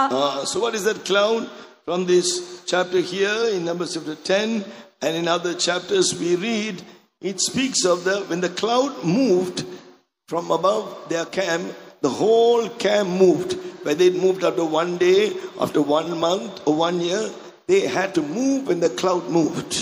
ਅਤੇ ਅੱਗੇ ਇਹ ਜੋ ਬੱਦਲ ਦਾ ਖੰਭ ਉਹਨਾਂ ਦੇ ਉੱਤੇ ਹੁੰਦਾ ਸੀ ਇੱਕ ਤਾਂ ਉਹਨਾਂ ਨੂੰ ਸਾਇਆ ਦਿੰਦਾ ਸੀ ਅਤੇ ਉਸ ਤੋਂ ਬਾਅਦ ਇਹ ਬੱਦਲ ਦਾ ਖੰਭ ਉਹਨਾਂ ਦੇ ਲਈ ਕੀ ਕਰਦਾ ਸੀ ਜਦ ਇਹ ਬੱਦਲ ਦਾ ਖੰਭ ਉਹਨਾਂ ਦੇ ਉੱਤੇ ਚੱਲ ਪੈਂਦਾ ਸੀ ਭਾਵੇਂ ਇੱਕ ਦਿਨ ਹੋਵੇ ਜਾਂ ਕੁਝ ਦਿਨ ਹੋਣ ਜਾਂ ਮਹੀਨਾ ਹੋਵੇ ਜਿਉਂ ਹੀ ਉਹ ਬੱਦਲ ਉਹਨਾਂ ਦੇ ਉੱਤੇ ਉੱਠ ਜਾਂਦਾ ਸੀ ਉਹ ਆਪਣੇ ਡੇਰਿਆਂ ਵਿੱਚੋਂ ਸਾਰੇ ਕੂਚ ਕਰਦੇ ਸਨ। और एक तो जो है बादल जो है वो छाया देता था, दूसरा जब ये बादल उठ जाता था उनको इजरायलियों को वहां से प्रस्थान करना पड़ता था, चाहे वो एक दिन हो, एक साल हो, एक महीना हो। So no one could stay there. Everybody had to move. That speaks of the guidance of God, which God gives the leaders whom God has set above us. When God gives a guidance to those above you, the servants of God, whom God has kept to lead you, obey the guidance. There is the protection of God. ਅਤੇ ਇਹ ਜਦੋਂ ਬੱਦਲ ਉਹਨਾਂ ਤੋਂ ਉੱਠ ਜਾਂਦਾ ਸੀ ਉਸੇ ਸਮੇਂ ਉਹਨਾਂ ਨੂੰ ਕੂਚ ਕਰਨਾ ਪੈਂਦਾ ਸੀ। ਸਾਰੇ ਲੋਕ ਉਸੇ ਸਮੇਂ ਉਸ ਜਗ੍ਹਾ ਤੋਂ ਕੂਚ ਕਰਦੇ ਸੀ। ਇਹ ਕਿਸ ਗੱਲ ਨੂੰ ਦਰਸਾਉਂਦਾ ਹੈ? ਇਹ ਸਾਡੇ ਅਗਵਾਈ ਨੂੰ ਦਿਖਾਉਂਦਾ ਹੈ। ਜੋ ਅਗੁਏ ਸਾਡੇ ਉੱਤੇ ਰੱਖੇ ਗਏ ਹਨ ਉਹ ਸਾਨੂੰ ਜੋ ਕੁਝ ਕਰਨ ਲਈ ਕਹਿੰਦੇ ਹਨ ਉਸੇ ਸਮੇਂ ਸਾਨੂੰ ਉਹੀ ਸਾਨੂੰ ਕਰਨਾ ਚਾਹੀਦਾ ਹੈ। ਜਦ ਅਸੀਂ ਉਹਨਾਂ ਦੀ ਅਗਵਾਈ ਨੂੰ ਮੰਨ ਕੇ ਉਸੇ ਤਰ੍ਹਾਂ ਕਰਦੇ ਹਾਂ ਤਾਂ ਇਹ ਸਾਡੇ ਲਈ ਬਚਾਓ है, ये साढ़े लिए सुरक्षा है। और जब वो बादल उठ जाता था इजरायलियों को कूच करना पड़ता था। ये बादल जो है अगले लोगों को भी दिखाता है जब He will protect you when the cloud is above you. Obey the guidance of those whom God has kept above you. आते हो बदल दा खम जो ਤੁਹਾਡੇ ਉੱਤੇ ਰੱਖਦਾ ਹੈ ਉਹ ਤੁਹਾਡੇ ਜੋ ਤੁਹਾਨੂੰ ਸੁਰੱਖਿਆ ਪ੍ਰਦਾਨ ਕਰਦਾ ਹੈ, ਤੁਹਾਨੂੰ ਸੰभाल के रखते हैं। और ये बादल का खंभा जो है आपको सुरक्षा देता है, आपको संभालता है। Nothing, you will only feel the heat. You will be protected. You will be able to go through your sufferings. You will be able to go through your trials, and God will be with you and lead you on from victory to victory. आते ਤੁਸੀਂ ਕੋਈ ਗਰਮੀ ਮਹਿਸੂਸ ਨਹੀਂ ਕਰੋਗੇ, ਤੁਸੀਂ ਪਰਖਾਂ ਦੇ ਅਜ਼ਮਾਇਸ਼ਾਂ ਦੇ ਵਿੱਚੋਂ ਦੀ ਜਾਓਗੇ, ਸਾਰੇ ਕਸ਼ਟਾਂ ਕਲੇਸ਼ਾਂ ਦੇ ਵਿੱਚੋਂ ਜਾਓਗੇ, ਤੁਹਾਡਾ ਕੁਝ ਵੀ ਨੁਕਸਾਨ ਨਹੀਂ ਹੋਏਗਾ, परमेश्वर ਤੁਹਾਨੂੰ ਬਚਾਏਗਾ, ਉਹ ਤੁਹਾਨੂੰ ਸੁਰੱਖਿਅਤ ਰੱਖੇਗਾ। और जब आप परीक्षाओं में से जाओगे, परखों में से जाओगे, अगर आप बादल के खंभे के नीचे रहेंगे तो आपको कुछ भी हानि नहीं होगा। Then finally when the blast of the terrible ones is a storm against the wall, the Lord will be your place of protection. आते जब तुसी क्यों जो डरानी फूक की तरह आते सुके थां दी गर्मी दे वरंगे होगे, आते यहोवा दा बदल दे साया तुहाडे उत्ते होएगा, आते वो तुहाडे लिए बहुत बड़ा बचाव होएगा। और जब उस मरुस्थल में होगे, जब आप तपन में दिखाई दोगे, तब परमेश्वर का जो बादल है आपके लिए एक सुरक्षा बनेगा। The rain storm of the overflowing flood will come against that wall. आते कांति दे ऊपर दी वाछड़ दे वांग आएगा, वो जो है एक बछौर के समान, बाढ़ के समान आएगा। Let God be your wall. Isaiah 26 verse 1. The wall speaks of salvation. Isaiah 60 verse 18. आते यशायाह दी किताब 26 अध्याय पहले वचन की तरह परमेश्वर तुहाडे लिए कंध की तरह होएगा, एक कंध जो मुक्ति नूं दर्शाउंदी है। आते यशायाह दी किताब 60 अध्याय उसके 18 वचन की तरह एक कंधा तुहाडे लिए मुक्ति नूं दर्शाउंदी है। और जो यशायाह की किताब 26 अध्याय उसके पहले वचन के अनुसार ये जो दीवारें हैं ये आपके लिए जो है एक उद्धार, ये जो दीवारें ये उद्धार को दिखाती है। यशायाह की किताब 60 अध्याय उसके 18 वचन के अनुसार ये जो दीवारें हैं ये जो है एक उद्धार को दिखाती हैं। First step of salvation, the wall of salvation. By grace you are saved through faith. Ephesians 2:8. किरपा दे नाल असीं निश्चय तो ही बचाए गए। अफसियां दी पत्री 3 दे 6 वचन दे अनुसार एक कंधां जो हन ये मुक्ति नूं दर्शांदियां हन। ये सब तो पहला मुक्ति दे द्वारा ही असीं अलग हुंदे हां ते बचाए जांदे हां। शहर बना जो है वो उद्धार को दिखाता है, और एक उद्धार जो है वो हमें परमेश्वर के अनुग्रह के द्वारा ही प्राप्त होता है। इससे के पत्री 3 अध्याय उसके 6 वचन के अनुसार This gospel preached by these apostolic ministers is a gospel. It's not about common salvation, water baptism, Holy Spirit baptism, but it is about so great salvation unto perfection. आते जो रसूलों के द्वारा जिस खुशखबरी का प्रचार किया जाता है ये केवल साधारण खुशखबरी का प्रचार नहीं है कि तौबा करना, पानी का बपतिस्मा लेना, पवित्र आत्मा का मसा प्राप्त करना, बल्कि इतनी बड़ी मुक्ति है जो सानू सिद्धा तक लेके जाती है। और ये जो उद्धार है या उद्धार का जो सुसमाचार है सिर्फ ये नहीं है कि मन फिराना, पानी का बपतिस्मा लेना, पर ये जो उद्धार है या सुसमाचार जो है, उद्धार जो है ये हमारी बहुत बड़ी उद्धार को दिखाता है। That's why it says the final step of salvation. First Peter 1 verse 9, verse 1 verse 5, kept by the power of God till this final salvation. Verse 9, what is that final salvation? The end of your faith, the salvation of your souls. आते ये साडे अंतिम उदाहरण दिखाता है। पहला पत्रस पहला अध्याय 5 वचन, पहला पत्रस पहला अध्याय 9 वचन। आते असी उस अंतिम उदाहरण को प्राप्त करने लई जेड़े परमेश्वर की समर्था दे नाल बचाए रहंदे आ।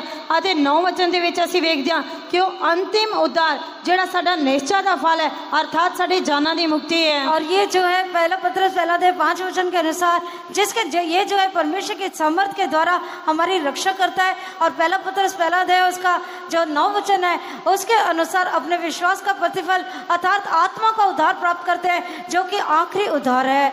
Why is it called salvation of your souls? The end of the faith, not the first faith, not the beginning of your faith. The soul is a seat of character among other things. आते जान जो है वो साडे चरित्र दी गद्दी है, मतलब ये जो साधारण मुक्ति नहीं है, ये साडी निश्चा दा फल है अंत दे विच उस आखिरी मुक्ति नु प्राप्त करन दे रही। और ये प्राण जो है हमारे स्वभाव का सिंहासन है, और ये जो उद्धार है ये पहला या बीच का नहीं है, पर ये आखिरी उद्धार को दिखाता है। The end of your faith speaks when your character is perfected like Christ by the grace of God. आते निश्चा दा फल साडे सुभाव दी सिद्धता नु दर्शाउंदा है, वो मसीह दी कृपा दे नाल है। और जो विश्वास का फल है वो मसीह के अनुग्रह के द्वारा है। But you need these kind of apostolic ministers with this apostolic consecration, because it is a hidden truth. So great salvation, according to Hebrews chapter 2 verse 2 and 3. It has to be revealed to you through such apostolic ministers. By the grace of God, as the work you are kept by the power of God, you will finally come to that final salvation. You will become perfect in the character of Christ. उस दे लई तुहानू रसूलां दा सुभाव चाहिदा है, अते उस दे नाल तुहानू रसूलां दी सिੱਖਿਆ चाहिदी है, जिस दे नाल तुसी परमेश्वर उन्हां दे वचन दे प्रचार दे नाल तुसी पहला पतरस 5 दे परमेश्वर दे वचन दी समर्था दे नाल संभाले रहंदे हो, अते फिर उन्हां दे प्रचार दे द्वारा इस रसूलां दी सिੱਖਿਆ दे द्वारा पहला दे 9 वचन तुसी उस अंतिम फल नु जो तुहाडे जान दी अंतिम मुक्ति है उस नु प्राप्त करदे हो। और जो ये हमारा जो है विश्वास के द्वारा है, विश्वास के द्वारा जो है अंतिम उद्धार को प्राप्त करते हैं। इब्रानी के पत्री 2 अध्याय उसके 3 वचन के अनुसार हम क्यों इस उद्धार से निश्चित रहकर बच सकते हैं। To bring you to that final salvation, these servants of God together as these servants of God together with the Lord Jesus, they are striving in prayer. They are interceding for the church. According to Isaiah 62, Isaiah chapter 62, verse 6 and 7. He speaks of the wall of prayer. They are watchmen upon the walls, preserving the church to bring the church to that final salvation.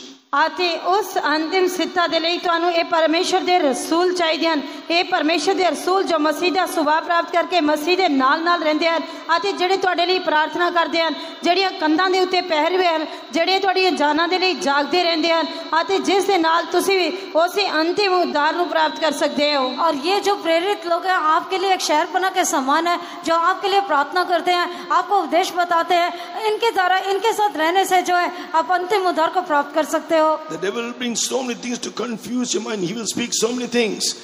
Take it to this doctrine.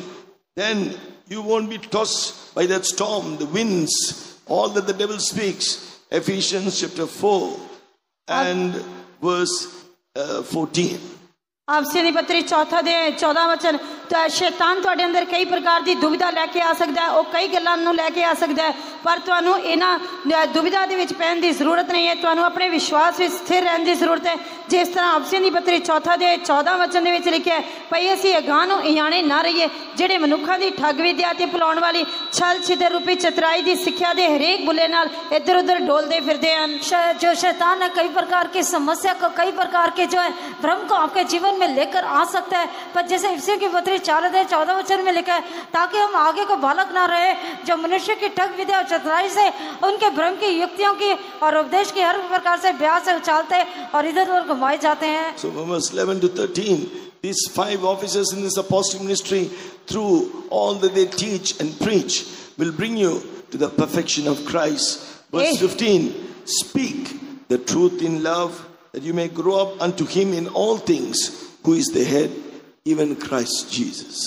आते 5 प्रकार दे परमेश्वर दे सेवक जो तुहानू दिते गए हैं, ताकि सारी सच्चाई दे विच तुहानू सिद्ध कर सकन। जिस तरह अफसीयों दी पत्री 4 अध्याय उसते 15 वचन विच लिखिआ है कि असीं प्रेम नाल सच को मानदियां होइआं उस विच जो सिर है अर्थात मसीह विच हर तरह दे नाल वधदे जाइए आते उस सिद्धा नू प्राप्त करिए। और जो है जो हमारे लिए जो 5 प्रकार के जो है नियुक्त किए लोगों को नियुक्त किया हुआ है, जो कि हमें परमेश्वर की सिद्धता तक पहुंचाते हैं। और जैसे इफ्सियों की पत्री 4 अध्याय उसके 15 वचन में लिखा है, प्रेम की सच्चाई में चलते हुए सब बातों में जो उसमें सिर है अर्थात मसीह में बढ़ते जाएं। Shall we all stand? आओ सारे खड़े हो जाओ।